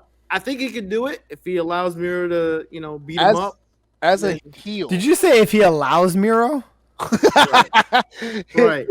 Who allows Miro to do anything? As a heel, his God does. Yeah, exactly. Oh, that was another thing he said. He was like, the only time I lay down is for my wife in a hotel room. And even that sometimes is a little iffy. Even then, he's hot right now. On man. special occasions, he doesn't get that treatment all the time. Nah, Miro's throwing out back shots all night. That burl chested, I can't. That man is too large for Lana. But when Kingston is a heel and he's doing his aggressor shit, meaning someone's feeding and bouncing for him, he looks good. When he's the babyface underdog fighting from underneath, he looks good because he's getting, like Dave said, he's getting his ass kicked for most of it. So the parts that we see from Eddie is usually the fire up and the comeback, and for him, those are great because that's the Street Fighter story coming from underneath the fire. It's when he's going tit for tat with a wrestler, i.e., when Moxley and Kingston happened. That's what happened. They decided we're going to have a wrestling match back and forth. That doesn't work. Okay, not for Kingston. That was the night where Moxley was supposed to be the aggressor and he wasn't. He wanted to showcase what Eddie can do, but what he actually ended up doing was showing everybody how limited he was. You have to go the other way. In this situation, Eddie's got to get his ass kicked, but I don't mean just like some asshole cover up and no, fight back, but get your ass kicked. But even if he's the aggressor, if he comes in the way he came into the Cody match, it'd be great. Yeah. Yeah, because like that sold Eddie not just. I mean, like I was always a fan, but like he sold himself to the casual fans with the promo, getting in there and just muddying Cody up. Like it was not pretty, but like it wasn't supposed to be. Yeah. Saul, to be honest, I hated the best man gimmick, but I love his gimmick now. God's champion. So that's an example of, honestly, AEW figuring out something didn't work and allowing it to change rather than sticking with it and forcing it down your throat and go, oh, they'll come around eventually. They're like, no. Get credit for that. And I think more people should talk about that. The fact that they're not so into themselves that they could see something that's not working and immediately change into something else. Right. The criticism is, why did you think that was going to work the first time? Why? Because he's a streamer, so they were like, "Oh, we'll show a different side of Rusev," and it didn't work. Yeah, it was the same. Like about that side, he's a barbarian brute. The gamer thing works for certain people. We're not going to say the gamer thing is a bad gimmick. We're just saying that for him, when you look like that, and you move like that, come on. It was like when Brandy started the Nightmare Collective. Oh my with God. Awesome Kong and Luther, and it was not good. They were like, you know what? It's not good. Let's get rid of it. And they were like, okay, we're gonna pretend Brandy's in therapy for 2 weeks, and we'll ignore the gimmick ever happened. She's in therapy. We're gonna figure this all out, guys. We're gonna figure this all out. All right. Because like, it made no sense on so many levels because it's like Cody's not gonna turn heel. So what do they talk about when they go home? So what do you want to do? Whatever you want to do. Like, yeah, that's 15 minutes of the match right there. Jesus fucking Christ. We're on to the next one, Dave. On to the next one. So Britt Baker versus. Oh wait, no, we're gonna talk about this shit. Fuck. All right. I was hoping we would skip it, but it's the Young Bucks. You don't have to spend long on it. Versus the Luther Brothers in a cage. First of all, don't give a fuck about the Young Bucks. It's not that they don't have an athletic ability. It's not that they're good wrestlers. It's not that they don't even have a presence, because they have a presence. I cannot stand whatever gimmick thing that they're doing. I don't know if this was always their shtick. Look I have at the no picture. clue. But The I love picture it. alone. Look at Stand those. I look at love their it. It's I great. cannot stand them. So that It could is mean great. they're doing the job right. But I fucking hate them. I can't Oh, stand them. It's wonderful. So with that being said, I don't think the cage is necessary for this match. But Why not? It is what because why? They just threw the fucking. Because every why? every title match they've had has had interference from the rest of the elite. That's why it's in a steel cage match. Because that is what a steel cage match is for. It's supposed to be to either keep outside interference out of the ring or to keep someone from running away from the match. Yeah, It's not a stipulation for a yearly pay-per-view theme. It's supposed to be Ooh, used shots fired. for this exact reason. Damn, the disrespect, dude. I think honestly, I think it would have been better if this were the Jurassic Express and not the Lucha Brothers. It would have. Yeah, that actually would have been better. Yeah. Way better. But- it would have been better if they dropped the belts to them too, but I digress. I think they're gonna drop the belts to the Lucha Brothers. Oh, I don't think so. I do. I don't think so. That's a reach. I don't think we're gonna lose it. Why not? I don't think these guys they have a full hard on for this exposure that they have right now. I don't think you could pay them to not be where they are right now. I think they're dropping the titles. I think they're dropping the belts, Maybe and not. I think the Lucha Brothers are gonna turn on Pac. Ooh, you think they're going to cave and finally? Well, we were saying earlier that although Andrade's match has been pulled, he's been very vocal about the fact that he still wants to be on the show. Right. So if there's an opportunity for him for something, I guess this would be it. And he's been canceling the Lucha Brothers travel and sending them nice limos and sending them private jets and sending them this and sending them that.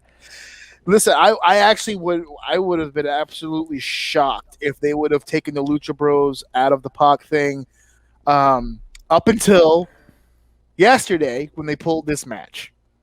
Because now... But the match was pulled last week.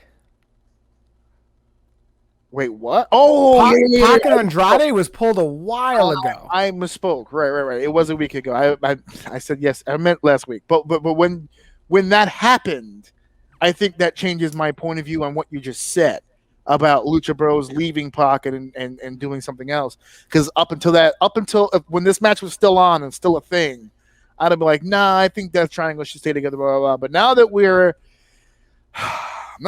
in this position yet again, you could even do a situation where Brandon Cutler tries to get in the steel cage and Andrade or Chavo stops him. Yeah. And then the Lucha Brothers are like, oh, they helped us. Yeah. Where the hell was Pac? Yeah. Not here again. Exactly. Pac has actually left the Lucha Bros high and dry on a number of occasions. Yeah. And I don't know if they're going to use that as fuel, because if they did, that'd be great. Yeah. If they do the turn and they have the Lucha Bros go with Andrade, I feel like they almost have to win the titles here. I think winning the titles is the launch point for the turn. How invested are they with the Lucha Bros? Because they're over, that's for sure. They're over as fuck. They're over as fuck. Yeah, that is true. I'm not a fan though. I'm just over. Not my cup of tea. But I get it. I get why they're over. Honestly, I prefer Penta to Phoenix, but again, that goes back to I'm not a huge flippy dippy guy. I can appreciate it, and I definitely appreciate everything Rey Fenix does. He's one of the most athletic men in the world. It's funny because I feel the other way around. What? You like Phoenix better? I like Phoenix a lot. Penta tells for me, I know. also, it's not saying that one is bad. Ring wise, neither of them are bad. Phoenix. But I loved Lucha Underground. I'll admit it. I know there's only 150 of us in the world, but I loved Lucha Underground. I actually haven't seen a full show from beginning to end. Seriously? Yeah, I haven't. Oh my God, Pentagon was wonderful. I have all of the episodes. Lucha Underground was that one where they were doing something different, right? It was almost like a soap opera. Ricochet was Prince Puma. So many people were there. But they did a whole bunch of things. Huh? Ray was there. Chavo was there. They had a lot of guys. A lot of guys there. Brian Cage was there. A number of guys. Yeah. Our boy AR Fox was there. I'm still surprised he never got signed, but whatever. Yeah. So this particular, here we go. Lucha Ground is available for free only on Tubi. There you go. Look at Saul. I thought it was on. I watched it on Netflix. Not too. I don't know long if it's ago. still on Netflix though. That's the thing. We can That's get it true. for free on Tubi, where you can also catch Catalyst Wrestling on Tubi. And I'm actually looking to see if I can get some of my shit on Tubi. If these fuckers are on Tubi, I want in on some of this hot Tubi action. Some of this Tubi money. Okay. Yeah, some of this. Lucha Underground is no longer on Netflix. Oh, we're doing this live. He's checking. Here we go. See? Yeah, no longer on Netflix. See? So now I'm sad. Now you're sad. Now I'm sad. There's a million ways that this matchup can go. I don't care either way. The tag match I wanted to see on this pay-per-view happened on fucking Dynamite. And it was good. Fucking, it was damn good. Yeah, FTR and fucking Santana. Oh, that. Yeah. That was such that a good fucking match was fucking crack. That was crazy. I'm like, come on, I'm about halfway through this match. I'm sitting there with my son. I'm sitting there with my wife. I'm halfway through this match. I just look at these motherfuckers and go, and the fucking Bucks and the Lucha Bros for the 150th fucking time is the one on the pay-per-view. It's only the second time on AEW though. Oh, okay. Well, then that's fine. I don't give a shit. And they support my not giving a shit because according to them, with this Forbidden Door, it's all in the same goddamn universe, right? This is all the MCU, right? So yeah, 2 times in AEW, my ass. 150th time on planet Earth. Right? If it's outside of the WWE, AEW will talk about it. So I'm talking about it. That is true. They've wrestled each other 1,000 fucking times. And this is their first one in a cage. And I have to ask the question, I just saw their cage on Dynamite on the go home. That cage is fucking big. It's so big. That's such Like a big That's the one. That's the one Cody broke his foot doing the moonsault on. Oh, Jesus Christ. Saul says here, is it true FTR is over for good? We'll have to wait and see. We don't know. We don't know. They're leaning towards it for precautionary reasons. Apparently, the deal was maybe Xander has more info than I do about. I think it was nerve damage. Is that what they're worried about? Oh, yeah. Nerve damage. On Dynamite and on Rampage, they showed the replay too many times. It was disgusting. I saw it as live. He was like holding it with his fingers from bleeding, and it was still spraying. Yeah. Oh, yeah, it was bad. Yeah, but yeah, nerve damage. Yeah, so we're not entirely sure. So yeah, as of that match, he still couldn't feel his fingers. Yeah, is it like Hell in a Cell cage? Yeah, it looks like it. It's with no top. Yeah, just with no top. It's that big. It's that big with no top. It's that tall because it doesn't. It's on the ring. It's not around it like Hell in a Cell. It is. I thought it was around it. No, it's on the ring. It's on. Okay. Then it's just. It's just tall as fuck. Yeah, tall as fuck. We're on to the next one. Yay! Match of the night. Match of the night. That's what Dave's calling it. He's calling this match of the night. It will be a very, very good match. Britt Baker, DMD, of course, versus Chris. You forgot the doctor. I did. I disrespected her. I apologize. I am super impressed with Chris. I don't know much about her. I've only seen her recently, and this is gonna be a good match, man. I'm looking forward to this. I watched her have a Falls Count Anywhere match at an indie show in Hartford just a few years ago. MJF was on that show too. It was right when AEW, I think the first All Out had been announced, but AEW wasn't like a thing yet. Okay. But Chris impressed me back then. And that was 3 years ago. The alien right here. Hold on. Saul. I really want the alien to win. I mean, she won't. No, but we can want it. No. Well, if my aunt had balls, she'd be my uncle. But yeah. Yeah. It's going to be a great match, and everyone's going to want Chris to win. Fantastic. That's where That's all you need, man. That's all you need. Unfortunately, Unfortunately, the that one women's pay-per-view that I saw the other day, there was a comment made by Triple H saying that he had the best women talent and that nowhere else can they match up. But Ugh. I think that pay-per-view may have in a way kind of proven Triple H right. However, What? Yeah. That was the insult. But I digress. We can talk about that another time.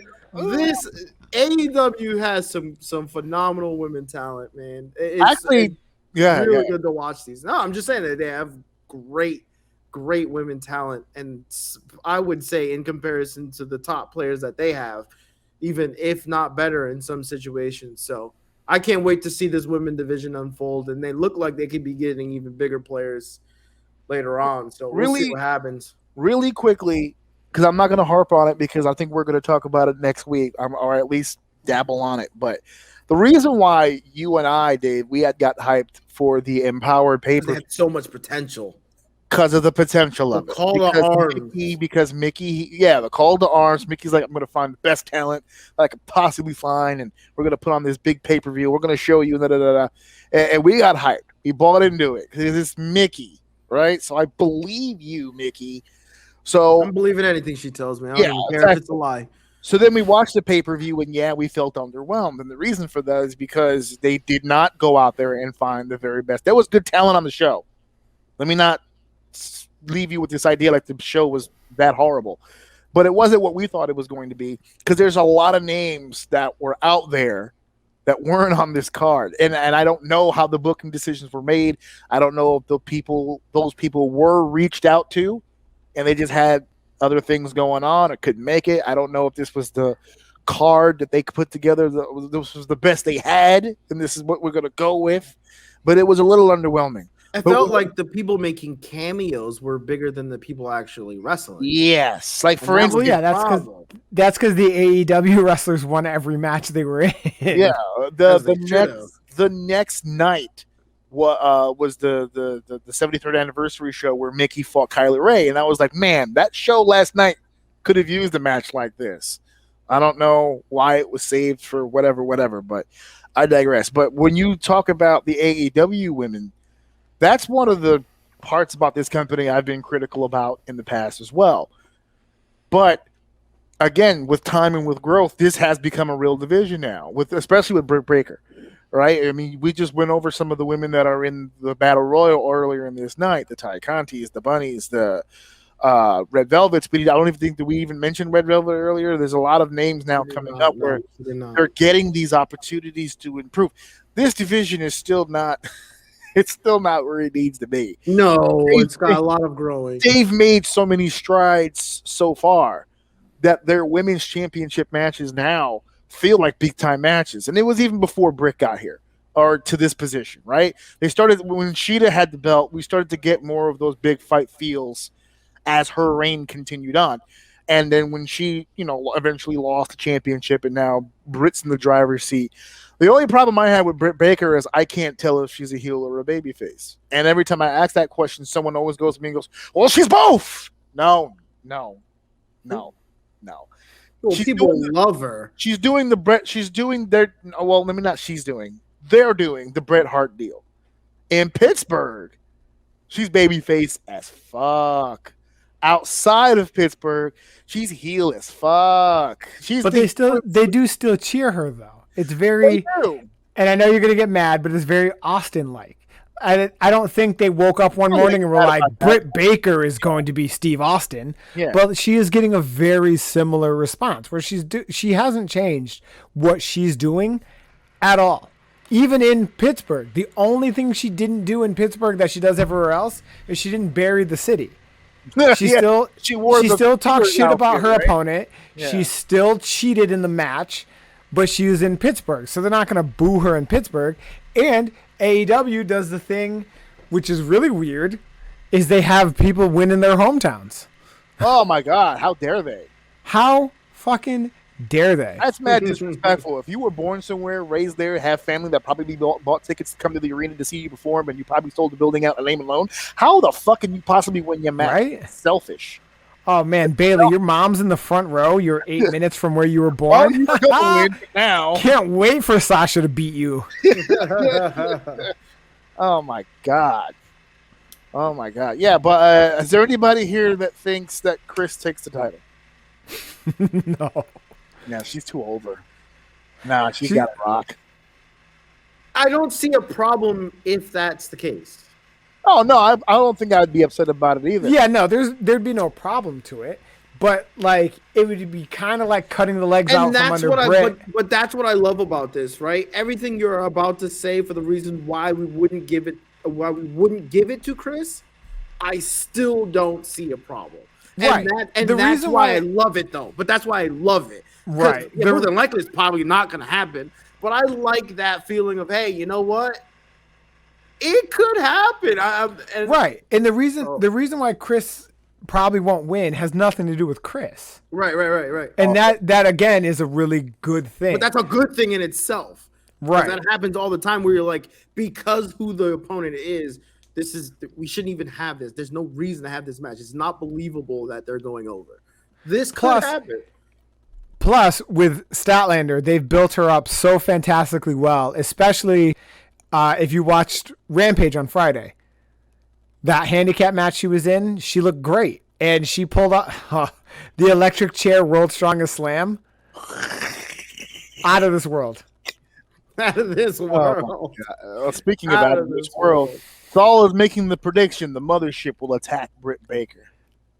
Are the Iconics on the mothership?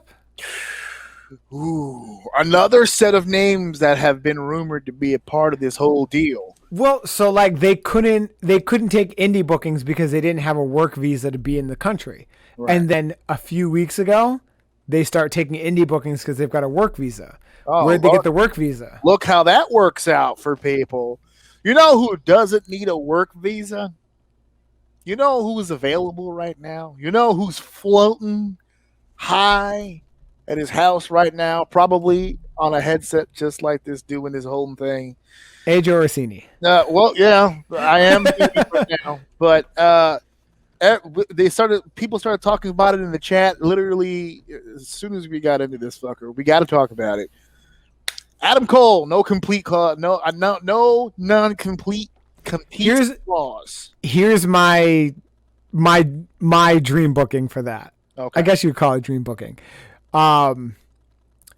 Miro beats Eddie. Beat down after the match. Cole makes the save. Because you don't want to put Cole in the main event immediately, especially because Brian's probably going to debut tomorrow night. So then you put Cole with Miro. Out of your fucking mind, but go ahead. I'm out of my mind? Yeah, you're out of your fucking mind. We're going to get to it. Let's finish your fantasy booking. But I put Cole and Miro together. Well, not against each other. You're programming them together. Okay. Right. Yeah. Okay. And I started it all out. Man, I guess, wow. Miro, huh? I think that's one of the reasons why he's leaving. They don't really see him as that big of a guy. But, I mean, yeah, right out of the gate, right? That would work. AEW is like, hey, we see you as a big star. Look, we're going to give you we're going to give you God night one. Night one. I mean, God, look at his Ring of Honor run. And he was how young for that? Yeah, I know. I still mad at him for not spilling the tea when I saw him that last time. I was with Adam Cole 3 days before he won that tournament and became champion for the first time. And he never let it slip. What a professional. What a pro. Yeah. What, if there's one thing AEW is doing for me is there's a lot of people that I don't see have their runs before that are coming here that are huge that I've never seen before. So at least I'm getting to see all this high-valued new talent. That's for sure. Saul says it here. If tomorrow I hear the final countdown tomorrow, I swear I will put someone in his submission move. Don't worry, Saul. Which one? Not going to his house. Yeah. Which one, Saul? Yeah. Which are you gonna go old school, Saul? Or are you going? It better be cattle mutilation. Yeah, because Daniel Bryan is dead. It's not Daniel Bryan anymore. Okay, time out. I've been seeing this a lot, and I want to ask a serious question. Is there a such thing as overkill right now? For what? I keep hearing that Daniel Bryan's not going to debut because it would be overkill, or it's too much, or they already got. It's such a weird thing because I hear so many people say, "Oh, AEW is doing what WCW did, and they're just booking all ex-WWE talent. But if you look at the WWE when they got to like the top, all they did was rape every other promotion in the country. Yeah. There's no there were no homegrown WWE superstars until recently.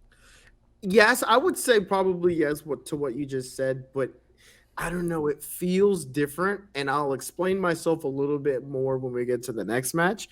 Yeah. But it's different this time. Yeah, they're getting people from other companies or whatever the case may be, but it's a lot different, man. No, and that's what I'm saying too. I like what AEW is doing. Mm-hmm. They're not doing what TNA did, and they're like, oh, you got kicked out of the WWE because you wouldn't stop doing drugs. Oh, come on over. We'll put the title on you. Right. Oh, what, you can't bend your knees? Oh, we've got a title for you. We got a title for you. Wait, what's your name? Hold on, don't answer that. I got a title for you. Got a title for you. That should be the name of this. I got a title for you. Got a title for you. Every match is a title match. And they're like, hold on, hear me out. Legends Championship. Oh, there you go. How's that sound? Oh, that ring off. Yeah, I every time a fan does the whole, oh, they're just getting WWE guys, I just ignore it because that's been the business from day one. Right, One but star like, leaves from another company and goes somewhere You else. always get the talent. If you say that and you mean that with your whole heart, you don't understand business within itself, in which then you should probably just stop talking about business within itself. It's not a bad move to poach talent from another place. That goes with anything in life. I don't care if you work at McDonald's or the WWE. If someone is good It's and not you even can get them, then you fucking get them. That's right? right. Too. It's not even poaching. Vince is giving Tony Khan these people. They're not poaching. Tony's Right. calling the talent up. He's not doing what Bischoff did. right. Try to do backdoor negotiations and, hey, when's that contract's up? Try not to sign. Make sure, we got a deal on. Tony is sitting at home, chilling, and his fucking phone rings and they go, hey, my contract's up in 2 months. Cool, bro. See you in 2 months. Or they're calling and they're like, hey, they just put me on Raw Legends night and had Randy Orton treat me like shit for like 11 minutes straight. I did my angle with Orton. He was like, well, welcome to the team, buddy. No, Hey, I just did all this work to come back at the Rumble, but they told me that I couldn't have any matches. Hey, Tony, you got anything for me? You got any availability? You got some time on the card? WCW would not have existed if not for taking talent from WWE. WWE wouldn't exist if not for poaching talent from literally everyone on the fucking everyone. Ask the Gagnes how they feel about the WWE. Yeah. Crockett's. Talk to the Crockett's. That is how you get the best of the best. But also, like, people are saying, like, oh, this is a WWE guy, this is a WWE guy. But when you look at them, they're not, like, yes, they were in the WWE, but they weren't WWE guys. Like, I don't consider Christian a WWE guy. Yeah, we were introduced to Christian at first in the WWE, but he wasn't. He didn't become what he is now in the WWE. He did that in TNA. TNA, yeah. And honestly, I'd say the same thing for Kurt. Yes, Kurt was the WWF champion. And yeah, he did a lot of great stuff in the WWF. I think his best work was done in TNA. He was in TNA longer. That is also true. I would combat that last comment about Christian because although you may be correct for the casual fan like myself, I don't know anything about just hit the mute button on Xander. I don't know shit about his TNA run, but I still know who he is. Right, so but his TNA run is a WWE guy. Right, but you have to give TNA credit for the WWE using him in the way that they did for you to know him. Because he was a mid-card wrestler at best. He was at the line. Like he could have been fired at any minute. They weren't that married to him after the breakup. Edge was what they wanted. They didn't. Edge was always what they wanted. It wasn't until Christian quit before he was fired. That's when he became a 2-time NWA World Heavyweight Champion. Yeah, he did his thing in TNA. And then he came out to At Last You're On Your Own. Yeah. Oh, that was fire when it came out. It was.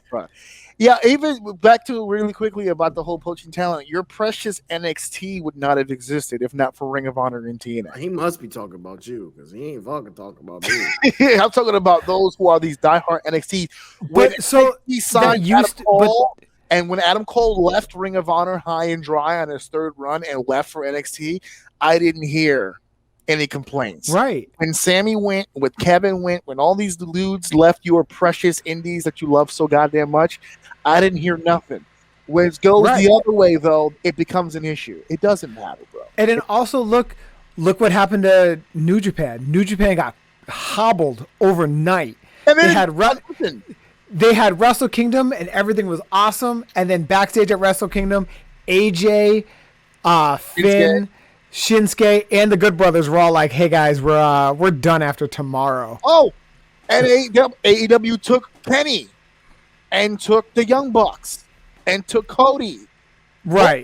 Multiple companies took talent away from New Japan. And what did fucking Gato do? He went to sleep, woke up, and developed the plan to make new fucking stars. That was it. Right. And now we've got Shingo Takagi. Yeah. Ishii do agree. Oh, Ishii. Honestly, if you ask me 100%, like no hyperbole, nothing, Ishii is the greatest wrestler on the planet today. No, but they I mean, fucking Ospreay got put in the heavyweight division out of fucking nowhere, Yeah. right? That's been a big no-no for New Japan for fucking years. They broke that rule and it worked out for them. They're making name after fucking name.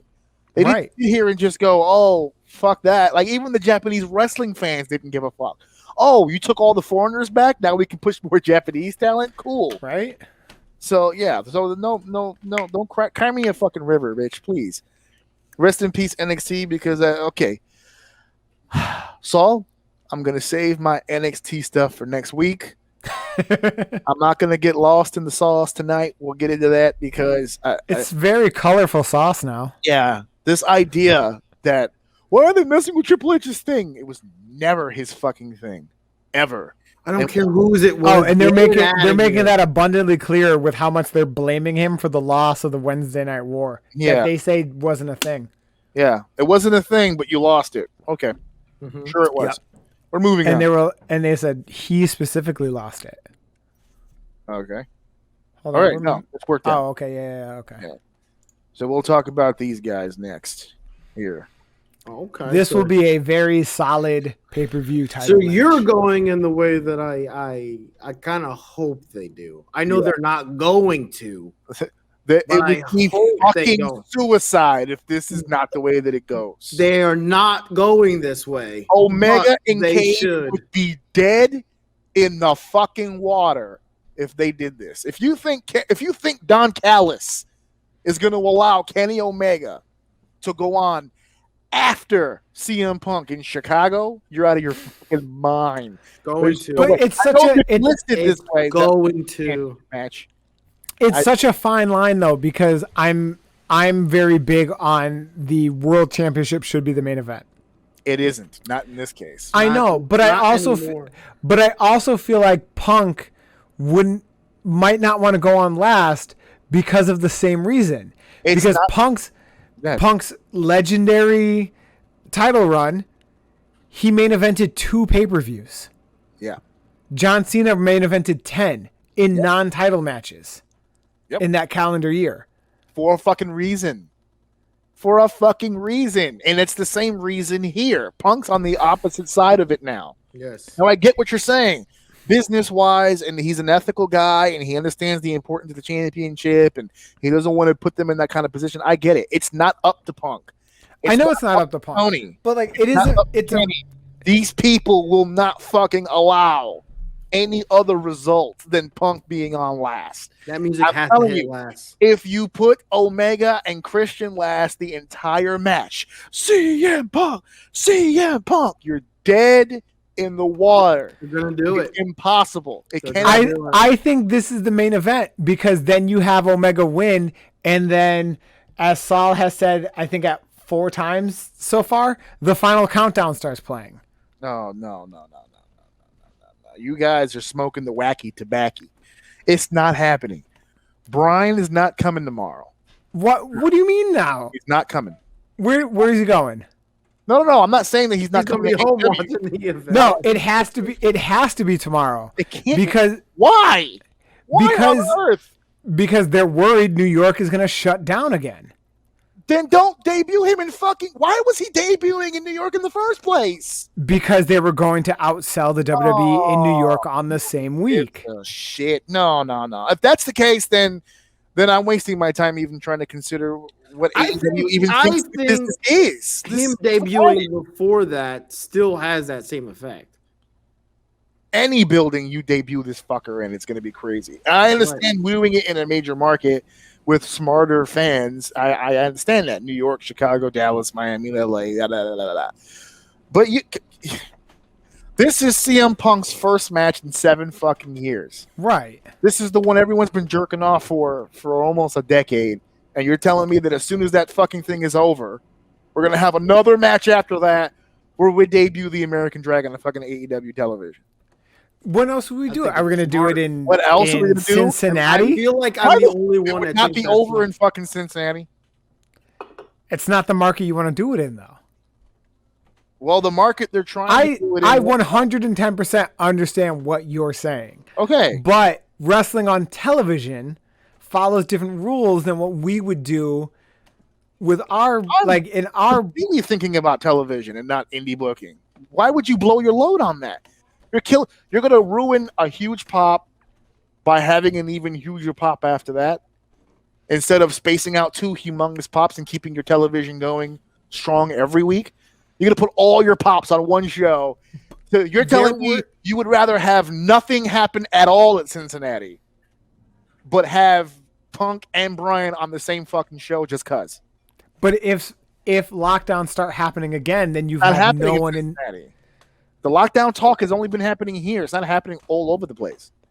Find a Right, city but where it it's is not happening in different markets, though. Fair. It's not just New York. Fair. So find a market where it's not happening, and then you're good.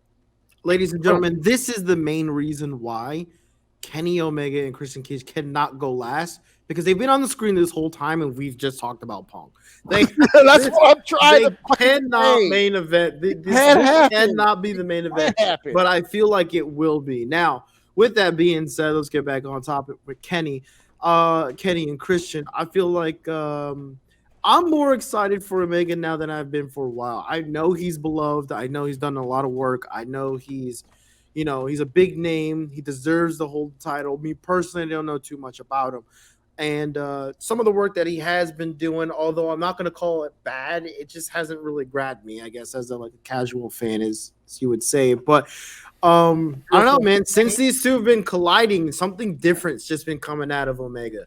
And I like it. But then when he's by himself and these two are talking to each other, I love it. But then he starts walking around with the Young Bucks again, and it's just reminding me of the shit that I didn't like. But I'm really interested into this match again, so we'll see how it goes. But Yeah, they had a really good television match. I think this is gonna be better than the TV match. I think it's gonna be a fuck finish, which is gonna piss people off. Oh, yeah. Probably. More than likely, yeah. yeah, Omega's winning. That's not the question. It's just Right. how they're gonna do it. Once they gave Christian the Impact title, that gave this one away. So, Right. all right, he's not going to lose it. He's not going to lose But it. at the same time, though, they needed to give him the Impact title to build any sort of actual credibility. I'm not disagreeing with that at all. As a matter of fact, I think the timing of it was also perfect because it also put Christian Cage on the Emergence pay-per-view for Impact, which they needed. So Right. I'm not saying what they did was wrong or bad or not good. It's an observation. He won the Impact title. He ain't winning this one. Right. So that gave us away. But now I think that's why I actually agree with your assessment about the fact that fans are going to be upset because, yes, this is an obvious situation, but at the same time, a fuck finish kind of makes it worse. Like, it's damn it, we're doing this again with the fuck finish and blah, blah, blah. They would have to do that if they want to continue this, which I feel like they want to. I don't They're think they gonna want to continue continue. this. They do, yeah.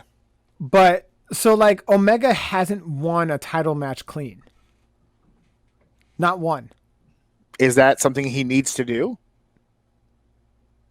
Not necessarily. He is the heel, right? But no, like this is more of a saying like this is just par for the course. It's going to be a fuck finish because that's one been of many Kenny's fuck thing. That's been Kenny's thing since he won the title. Fuck finish city. Yeah, and like it's all building for what's the next one? Full Gear. Yeah, which I think is they're still on the idea of doing Omega and Page. Right. And the only reason why it didn't happen tonight is because tomorrow is Paige's wife is having a baby. Oh, I thought. Listen, wow, the way you phrased that, I'm like, is he really gonna go off on the wife for being pregnant, bro? Because he was like, her fault. Not here is because of his fucking wife and her selfishness, right? Receiving his willingly. No, what we all know is it's the hamstring. Get you every time. You give him back shots, the hamstring knots up, and you can't pull out. Listen, it's the hammy. It's the hammy. AJ, you know, we both have kids. Yeah.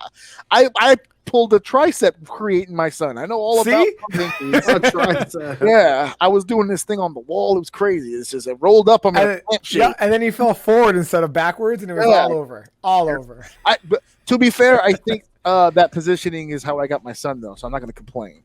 Right. So, yeah, because my wife refuses to have a daughter, so we're good on that. Yeah, she wants nothing to do with girls. So we're good on that. But yeah, I think everyone sees this one coming a mile away as far as the end. I actually do agree with the fuck finish thing, but at the same time, I also agree with the fact that he's had so many of them. I know that he needs to beat someone. This is why, like, if you're trying to get him some clean wins, he should have been doing those on Dynamite by now. Put the title out. Didn't he fight Orange Cassidy for the title at one pay-per-view? Yeah, it was Cassidy and Pac. Too, right? Oh, it was Cassidy and Pac, but he hit Pac with every title he had, all four of them. That was the gimmick for the finish. He hit him with all four titles. And how will he circumvent this today? Does anyone here, for the record, give a shit about the fact that Don Callis and Christian Cage knew each other like 20 years ago, one time at one random indie event? I liked the package. I thought it was hokey. I thought it. But I was like, nah, I don't think anybody else caught it. And then there it is. So I thought it was hokey that they were selling it as the reason why he didn't hire Christian Cage is because of a 10-year-old Kenny Omega. I thought that was hokey. Yeah. But I liked that they showed, because AJ, you're always complaining that they don't do enough to show the history between some characters. And they gave us history, but then they sprinkled in something stupid and hokey. I love the footage and everything. Like the fact that they were even able to get that footage was amazing. So yep. And you saw Lance Storm with the long hair. Yeah, like my boys with Canadian connection yet again. I can be serious for a minute. Man, if they would have snuck in some Sexton Hardcastle, I would have been fucking up a wall. That would have been dope. Get some Sexton Hardcastle. We've lost Dave. His device has disconnected him. But yeah, if Edge hadn't won the Rumble, I definitely could have seen Christian Cage and Sexton Hardcastle in AEW. No, Sexton Hard. I mean, he wouldn't be called Sexton Hardcastle, but he wouldn't be Edge, obviously. With the Brood entrance this past SummerSlam, I think we're heading down some nostalgia roads here. So, did you see the Gangrel interview about that? I did. Yeah. How that fucked. So apparently, there was going to be a beatdown of the Elite on Christian. And then there'd be some like gothic music and Gangrel would come out of fire to save Christian. And then like the week before they did that, like Gangrel was getting on a plane to fly to Milwaukee to do it. And then Edge did the Brood entrance at SummerSlam. And then Tony Khan was like, listen, can't do it now. We can't do it now. We'll get too much heat. Yeah, it'll be too much heat. It'll be too much. That's hilarious. And the funny thing is it's Gangrel's entrance. I know. I said this on the SummerSlam show with Dave last week. When Edge and Christian and Gangrel together did their entrance, they came through the fire. Yeah. When Gangrel and Christian were together, they came through the fire. When Gangrel was by himself, he came through the fire. When Edge was alone, he came through the crowd. He never did a fire entrance by himself. Yeah, Edge and Christian was always about through the crowd. Yeah, they were about through the crowd. So what nostalgia are we talking about? But I was like, all right, no, I still popped hard for it. Well, that would make you one of 20 people because every camera view that I see in that building, no one even fucking knew what he was doing. That's how far away we've gotten from good wrestling. They don't even. Which is also ridiculous because WWE's main demographic is ancient. So they were around when it was happening. The people who watch WWE we are want old. the real thing. We don't want that shit. Get that out of here. Start it with the real. That's why I'm glad he stopped it and went to the real theme, that what people really want. See, I was disappointed by that. Yeah, so you and I are different people. I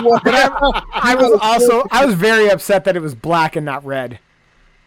Xander, check this one out here. I'm just waiting for Okada to make an appearance in AEW. He just lost to Jeff Cobb last night, so he might be taking the 2-week quarantine to come to the States. But like with Okada, it's a real touchy situation because New Japan's whole hesitation for working with American companies was because of Okada and how TNA turned him into the Green Hornet sidekick. Yep. And completely ruined him. And then he went back to New Japan and immediately became the Rainmaker. The only way that I could have seen it coming, or I think that they would actually allow it to happen, is if Gato had some sort of influence or some sort of ability to be a part of the process. Right. And I think AEW would allow that. Yeah, that somebody because they would have Gato and Jericho talk. Right, exactly. Right. That's the connection there that I think helps the company out. I think if New Japan had a few assurances that this wouldn't go off the rails, they wouldn't have a problem doing it. But they've got to have, and it's not just creative. They've got to have the right opponents for him. They've got to have the right situation for him. Oh, yeah. Inmate. Like, Okada, there's probably only a half a dozen, maybe 10 guys in AEW that they'll put Okada in the ring with. Yeah. And they got to space those out. They got to do some good business with that. But, yeah, Kenny Omega for the World Championship and Christian Cage. Let's get to it. Let's get it over with. Let's get it fucking over with. Right CM Punk and Darby Allin. CM Punk and Darby Allin. And I got to say it, this is the main event. I don't care. If this match is fourth, it's still the main event. I don't care. It's one of those matches where it will flip. You know, it's just like one of those deals. Like, this is the one I always tell people all the time. I was at WrestleMania 29 where he wrestled The Undertaker. 2 matches went on after him. And everyone in the building was on the same page because you're talking. You know, you're in the building with fans. You're talking. You're going back and forth. That match was the fucking main event. I don't remember the other 2 matches. Exactly. But Lesnar, Triple H, and then Rock Cena for the first. Oh, wasn't that Rock Cena 2? No, that was Rock Cena 1, bro. Was it 1? Yeah, the next year was in Miami. That was 2. Oh, yeah. For the title. The once-in-a-lifetime match again. Again. That was the main event. This match is the main event regardless. So I want to. Yeah. I had this thing already in my head that I wanted to talk about on the podcast when it came to this match, and I know we've mentioned Punk and Darby Allin about 16 times already, but I am excited for this match, but not for the reason that I think everybody else is. I'm excited for Darby. Because 15-year-old ajorsini, Darby Allin would have been his favorite wrestler. He actually might have been. because it's not so much to look for me. It's the way he does his shit. He's very clean. The way that he like his shit in. The funny thing, he's not very clean. Yeah, he's not. But he's clean about his uncleanliness. If that makes sense. His deception is good because when I watch him, those suicide dives look like attempted suicides. Yeah, because like legitimately. But like, I've never seen him take it at least on AEW. I haven't seen him take it in an incredibly unsafe way. No, and I think that's part of the appeal when it comes to Darby. There's an element of shoot to him. And more often than not, that shoot part is usually on his behalf. He's usually doing something shoot-wise that will kill him. And another thing that I really like about Darby is how he incorporates his shoot wrestling background into what he does. Because he does have a history of shoot wrestling. Yeah. And he's not out there with a headset. He's not Chad Gable. But like, he'll hit a thing and you're like, oh shit. Yeah. His size is an issue to people, but there's so many people with a size issue that even among all people he stands out. Right, but like some of my favorite opponents are his size. Yeah. Like Hippie Dickie Moon. I've always had great matches with him. He's about Darby Allin's size. But to go back to for just a second about Darby, the reason why I'm so I'm so excited for him is because this match tomorrow is the biggest match of his entire fucking life. Yes, This is it. hands If down. he wanted to break out into an upper level, this is going to be it. If he's going to lose this match regardless, but it's how you lose. It's how you do it. And he's going to be in there tomorrow with a guy who knows that and who's going to put a match together that is going to be in Darby's benefit. Yeah. Regardless of how it starts or how it cooks up or however that works, Punk has it in his head. I'm trying to make this kid, right? So what do? Okay, you do that. This is what I do. All right, we're going to mix this together. Blah, blah, blah. This is as close to a wrestling match as we're probably going to get from Darby Allin, but at the same time, I don't think it's going to be an actual, like, straight-up wrestling match. No. That's just not what Darby does, right? That's not what Darby deals in. You know, Punk will probably save all his wrestling shit for the other guys, the Christian. Nah, Punk's going to walk in, hit his new 5 moves of doom, and win in 90 seconds. Watch. Squad City. But But he's like, sorry, Darby, got to get my shit in. I'm really excited for Darby because I really feel like he's playing with house money. I don't know if he feels that way, but if he was to be Darby and just this match is just kind of okay and it wasn't really bad, but it wasn't really great, I don't feel like he loses anything because he was already kind of on the rise. It wasn't like Punk will set him back. But if he comes out of here and he wows motherfuckers tomorrow, he could come out of this a pretty made fucking man. Oh, yeah. This has got to, like, I feel like he's going to come in so strong. People are going to forget the Jericho match. People are going to forget the Cody matches. They're going to forget the cinematic match. Like, this is going to be what they talk about with Darby Allin. This is going to be the match. Earlier in this beginning of the show, Saul had asked the question, will CM Punk have ring rust? Obviously. Yeah. Well, and that takes me to my point. Everything you said is absolutely correct. However, I feel like the pressure and for any of that to happen, CM Punk has to come in and at least execute the basics efficiently without any weird stumbling or that rush showing. I'm sure there'll be a little bit and he'll be forgiven. I don't think the match will bomb. I don't think that would be the case, but in a scenario where there are some pretty big botches, I think this, like you said, I think Darby will be fine.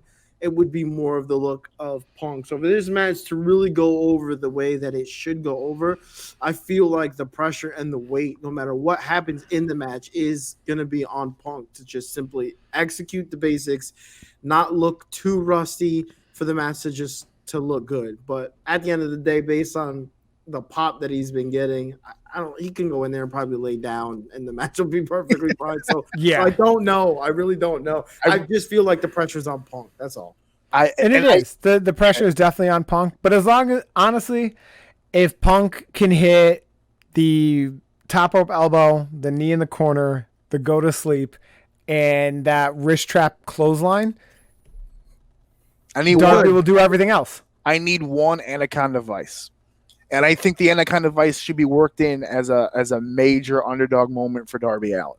Yes. I think that might be that one situation where we finally get to see Darby fight and really put it in people's heads that this guy is, because that's what the whole time that this feud has been building up, that's been the biggest thing said by Punk. This kid is fucking tough. I've seen him go through everything. I've seen him dragged from cars and thrown off this and thrown off that. He can't be killed. I need to test myself against this guy. So what better way than for Punk to get into cruise control at some point, hit him in a high impact situation, get that Anaconda Vice in there, even do that goofy shit where like Darby's fighting for the rope, Punk will roll through back to the middle. This fucking kid won't give up. He struggles. He gets that tippy toe right on that bottom rope, and this crowd would eat it up. Oh yeah. And I just want to see. I know I said this earlier for Kingston, but I think it works here too. I need to see Darby struggle, because I think by the end of this, when you see Darby then start to rise up, the audience will start to see them a little side by side, a little bit more contemporary. And then you get the commentators cooking. It's down to the person who makes the first mistake. Who's gonna do it? And you bring them in. This match is gonna be filled with fucking emotion. One of my favorite parts happened on one of their recent shows where Sting, in a very shaky but somewhat okay delivered dialogue, made mention and put focus on the fact that he will be removing himself from the ring. He's gonna come out, he's gonna fist bump his friend, and he's gonna walk away. And I don't know if that meant anything to anybody else, but to me, I love the fact that he said that. I'm on here saying all the time that I can't stand when, some of these newer guys somewhat get overshadowed by some of the older guys just because of this sheer nostalgia. So for this huge moment in particular, I love that he took the mic and made it a point to say, look, I'm not going to be around for this. I'm coming out, going to wish him well, and then I'm removing myself because the energy isn't with his nostalgia. It's this moment in history right now, and he wants it to just be them. And I thought that was really cool for Darby Allin specifically, because this is a huge moment, like you guys said, for him. And when you look at this in the future and look at this match in the past, you will only see Darby Allin and not Sting next to the ring. So I thought that was cool. Hopefully it stays that way and it doesn't come out and something weird happens. Well, Hope the moment stays on Darby. But I love that moment. Sting did his job, because there's one line that he said that was really important that you skimmed over. And when he looked at Punk, and he said, Darby's ready. Darby's ready to fight you. I know who you are. Remember before leading up to that, he was like, I've always wanted to share a ring with you. The two of us have always kind of missed each other, but I always respected you. I know how great you are, blah, blah, blah. And he ended all that by going, but he's ready. Right. He's ready. This is Sting telling the world Darby Allin is ready for a fucking fight with CM Punk in Chicago. I loved it. And I love Darby's line. And I wish to God I hope I could find out somewhere that the line that he said was his line and nobody gave it to him, because it sounded like something Punk might have given him. But it was the perfect line. When Darby Allin during the video package was telling the whole world, he said, I knew the minute you returned and you said my name and you said I was first on the list. Oh, I love that. You were overlooking me because of the way that I am. I shouldn't have been first on your list, Punk. I should have been last. I loved when he said that. And I was like, that was a good line. Fuck. I was like, this kid got it. He understands it. Because the way that he sold it is in his eyes, I'm not the underdog. Because you've seen me perform, I will fuck you up. Because people look at it like CM on Sunday. CM Punk's calling you out. You should be honored. He's like, no. Yeah, you're disrespecting me. Yeah, you're disrespecting me. You haven't wrestled in 7 years. I love that. That was good. He's basically saying you're looking at me as a stepping stone, and that's not what this is. Mm-hmm. I'm a former TNT champion. I'm gonna bust your ass on Sunday. Like, he was just like, I shouldn't. That line will always kill me. I shouldn't have been first. This has to go on last. This has to go on last. I'm getting goosebumps talking about it. Yeah. I can't fucking wait to see this pay-per-view tomorrow. Top to fucking bottom. Yes, the Paul White. I actually think Xander hit it right on the head. Paul White and Marshall being more segment than match, but there's nothing wrong with that. There's a couple of instances here, a couple of matches here that you can just look at and just go, well, this particular match doesn't need a whole lot. This match, in all honesty, between Punk and Darby, this match has to stay somewhere between 10-15 minutes. You can't have Punk out there for 30 goddamn minutes. His first fucking match. So he said the only thing he's got is cardio. Well, yeah. Hey, man. He stays in shape. I'll give it. That's a big piece of the puzzle. He needs to get his time. But see, that's the thing. It's not about cardio. And Xander, you've been in the ring same as I have. It's the reason why I'm saying he shouldn't be out there long isn't because I think he'll gas, but because if he doesn't find his timing right away, he'll expose himself. The longer you're out there, the more chance you have of fucking up something that you would do basic all the time. And I think that's why it's really important they've done what they've done the past few weeks with letting him come out and feel that electricity, because I don't give a fuck who you are. If you're coming out with the same energy that he got for the first day he came out, you're not performing. Yeah, but that's going to get in your skin. So he's going to be in fucking gear tomorrow. He's going to be geeked out of his fucking mind. Oh yeah. But he's already he's got the electricity in his body now, so it's a little bit easier to adapt rather than being the first time he came out. It's still going to be different though. It's still hard. It's not definitely. But the pop, vibe, there was the pop for him coming out. He's using the clobbering time.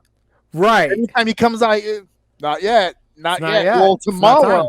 it's gonna Time be to fucking bust. clobbering time. Time And to it's gonna be bust. over, yeah. But like it's gonna be so different because no one like on his return, no one expected him to come out and wrestle a match because he didn't. This time they're expecting him to come out and wrestle a match, so that pop is going to be so different. Yeah, this time it's gonna be a big cliche. I know I'm a commentator, but big fight feel. That Big fight feel on his fucking feet. Yeah, So because it's gonna hit different when he's geared up. Yeah, so I can go ahead and stop sharing my screen now. That was the last of it. But Saul says, "Isn't CM Punk training with Malachi Black?" Yes, He has been. He has been. And who better technique and timing wise than fucking Malachi Black? That guy is one of the best. So I know he doesn't have a match on the pay-per-view, so we didn't talk about him. But can we take a second to talk about this man? Because holy fuck. And his greatness. Because holy special, fuck. Man. I don't. He's another one. I know. I've been hearing a lot of hoopla about that. I don't know a lot about at all. And this guy he stands out. He stands out. He has a presence. Is insane. The things that he says when he talks, like the promo he cut on Lee Johnson before, like no, not the Lee Johnson promo. The Brock Anderson promo where he's like, Brock, you're gonna come out there, the bell is gonna ring, and you're gonna take a 10-second walk. Because if anything else happens, I'm coming for you. I'm coming for your dad. I'm coming for every member of the Nightmare family. And he's done just that. And like people were trying to talk shit because he's missed every kick on Arn Anderson. And it's like, well, no shit. Well, he got that toe on him a little bit on that last one. I didn't like the block, by the way. You didn't like the block? I don't want him blocking it. I mean, at some point we know that it's going to be a big moment where it could have been a nice little false situation. I liked the kick after. Like that was perfect. Got him like, right money. If Arn had ducked, that would have been good too. Yeah. I actually would have preferred a duck than a block. Because the block seems more ballsy to me. Like if you're but like Arn's knees and his back and like there's you can't get down that quick. Back up. True. But like the kick he hit Lee Johnson with on Friday, holy shit. Oh yeah. Caught homeboy right across the jawbone. I heard he might wait, let me read this over. I heard he might has his own stable soon, the House of Black. They have been mentioning that on Dynamite a few times. But I think that's what he's been calling like his fans. Whatever his thing is. Though, I mean, Buddy Murphy put out that vignette, and it's in the same universe as the Malachi Black one because they both had J.D. Williams playing the same character. Oh, so God. There's that. So again, oh my God, MCU, what did you do? You made this a thing now. Honestly, all right. So I was thinking about this before the podcast started. Oh shit. AEW is the MCU. Oh my God. So no, hear me out. I made a suggestion earlier when I said everything outside of the WWE they acknowledge. But no, not just because of that. Also because of how the casual fans and the diehards for other forms treated the MCU. Because the MCU couldn't do like I go back to like Civil War. A lot of people were complaining as we were leading into Civil War because there's not enough people. All this shit. Well, yeah, they can't do the Civil War from the comics because they don't have 50 years of comics. AJ, they've got 10 years of movies. Yeah. So AEW couldn't do like there were things people were not my Civil War. Right. And there were people that were holding AEW to a certain standard because they're like, well, the WWE this, the WWE that. Well, no, you can't compare them because of the vast difference in the amount of time and money that each company has invested in their company. So now that AEW is finally really showing you what it is compared to what everyone wanted it to be, that's when people are like, okay, if I look at it as it's AEW and I follow the guidelines that AEW has established for itself. And yes, it doesn't always follow them to a T, but nothing ever does. but it follows it enough that people are like, okay, based on my experience with AEW, this, and this will happen. And then it happens, and it happens in such a satisfying way that you're like, okay, this is not direct competition with the WWE, but it is a solid alternative that we can see a big future in. And it's the same thing with the MCU. It's not the comics, but you can see where it's going. And like you can see the stories that they're telling and how they are different from the original source material. And I just saw Shang-Chi yesterday, so I'm high on that too. Oh, I got that in the morning. I'm ready. Tomorrow morning you're gonna see it? Morning, I got it. Yeah. Oh my god, it's so good. It's fantastic. I can't wait to see some fucking kung fu in my comic book it's movie so good. now. And there's a mid credit and a post credit, so stick around. Oh, I already read those. I know what's happening with this. Oh, you're one of those. Yeah, he's a spoiler guy. I'm a read the back of the book kind of guy. So I'm actually Couldn't do look it. right here. Saul says, "Hey AJ, have you watched Marvel's What If yet?" As a matter of fact, I have. I'm up to date as of last night. It's Last fantastic. night made me sad. Last night excited me. Well, not last night. Doctor but Strange one was sad. It was really sad, but it was exciting because I think that's the Doctor Strange in Spider-Man. I don't think it's our Stephen Strange. I think it's that one. Wait, David, you haven't seen it yet, right? Mm-mm. Okay, so I won't go into too much detail, but I will say this: as far as this past week's story with Strange, and we got to get out of here, but I just really quickly, what I liked about this What If with Doctor Strange is it showed his true power and capability. Because if he ever became a selfish asshole and decided to use his powers for himself and not everybody else, he is a selfish asshole. I mean, this version of Right, but like even if you spoil- look at his MCU run, there's nothing he did that was really for the benefit of others. Everything he did was for himself. But that was the first movie. He's a different person now.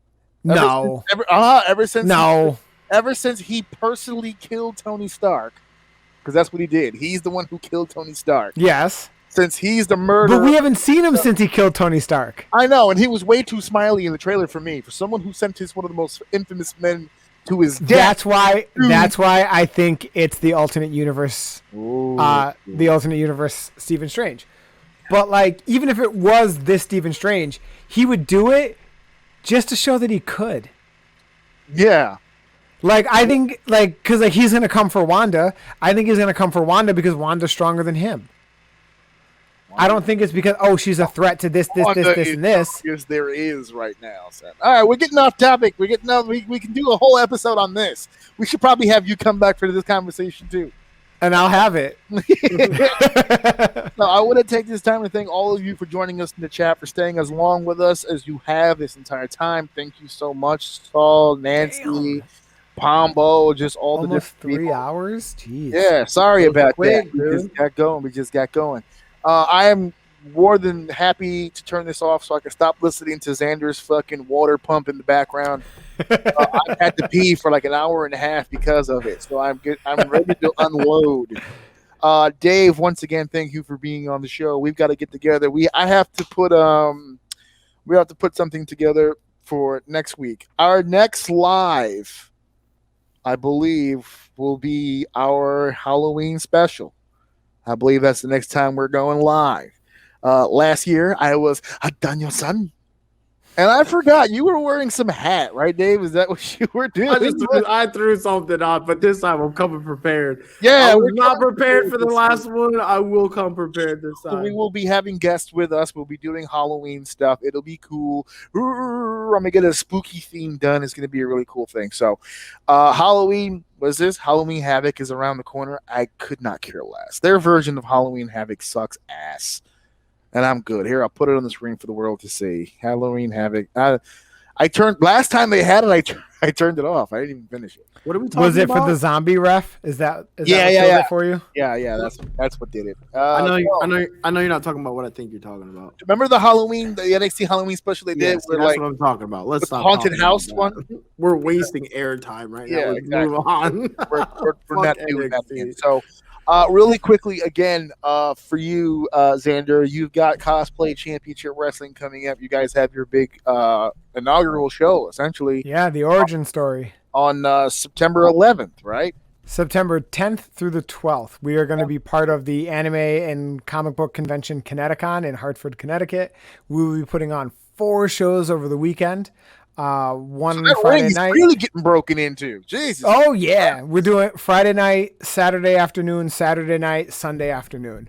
Yeah, so it's our origin story. It's going to be the introduction of our first 20 characters.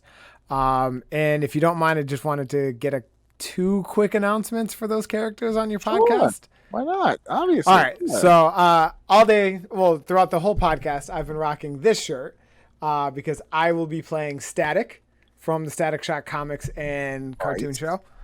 And a good friend of ours, AJ, the Troy Stevens, will be the Green Arrow for CCW.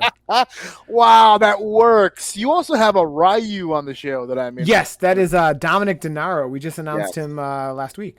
Listen, I know he's not a part of the origin story, but if you can get a Crash Bandicoot in there or something like that, I can't wait to see what your tag teams look like. You know what? I'll give you one more, AJ, and you're gonna like this. Okay. So we have a tag team that we're calling TMK. Okay. The Mushroom Kingdom. Is it a Mario and Luigi look? It is Mario and Luigi. We have the Ace, Sammy Diaz as Mario, and we have the GOAT already, Elijah Six, as Luigi. You chose 2 Spanish dudes to play Mario and Luigi. That is so fucking great. Oh my god! Every fiber of my old school being hates this, but every part of my nerddom loves everything. But that's the thing, though, about cosplay. It's fantastic, and what's perfect. I should have shared it when I first saw it. We just saw Xavier Woods and Mike Mosley at Dragon Con this weekend as Wario and Waluigi. Okay, all right. And Xavier was a hood Wario, for lack of a better term. He had shorts and trainers, a beater, and a T-shirt with a gold chain and a hat. There it is. That's all you need. So, but your people will look a whole lot more official. Saul yes. in the chat. This is awesome. The Mario Brothers, no way. For those of you who are listening to the show, I've known this guy a long time. The stuff that he's doing right now is shit that he spoke about fucking moons ago. 8 years I've been talking about this. I looked at him like an asshole then. And here I am helping him promote his first fucking show and doing it. So, hey, sometimes your friends say weird shit, but you know what? Sometimes the weird shit works itself out. So, Xander, thanks for coming on the show. I wish you and the entire team the best of luck. Thanks for having me. I apologize for not being a part of the project myself. I know you and I have spoken, but I hope you understand my situation. I'm trying to it's fine. do something with the guys here, but I wish you guys the best of luck. I figured this was a cool way for me to try to help out in some way. I'll be promoting the show on my social media as well leading up to the event, because it's not just your show. Also, you're there in support of also the Comic-Con situation, the convention that's there. Right. You guys are working in tandem with that. One hand usually washes the other. So if we can get more people to your show and the con, and people at the con can see that your show brings in more people for their shit too, that's only going to bring about more business for you and your guys and gals. So I wish you guys the best. Hope to hear from you soon and figure out, not figure out, but it says, is Cosplay Wrestling on Facebook? Yes, it's been on my ticker this entire time. You can check them out on Facebook, your Twitter and your Instagram again.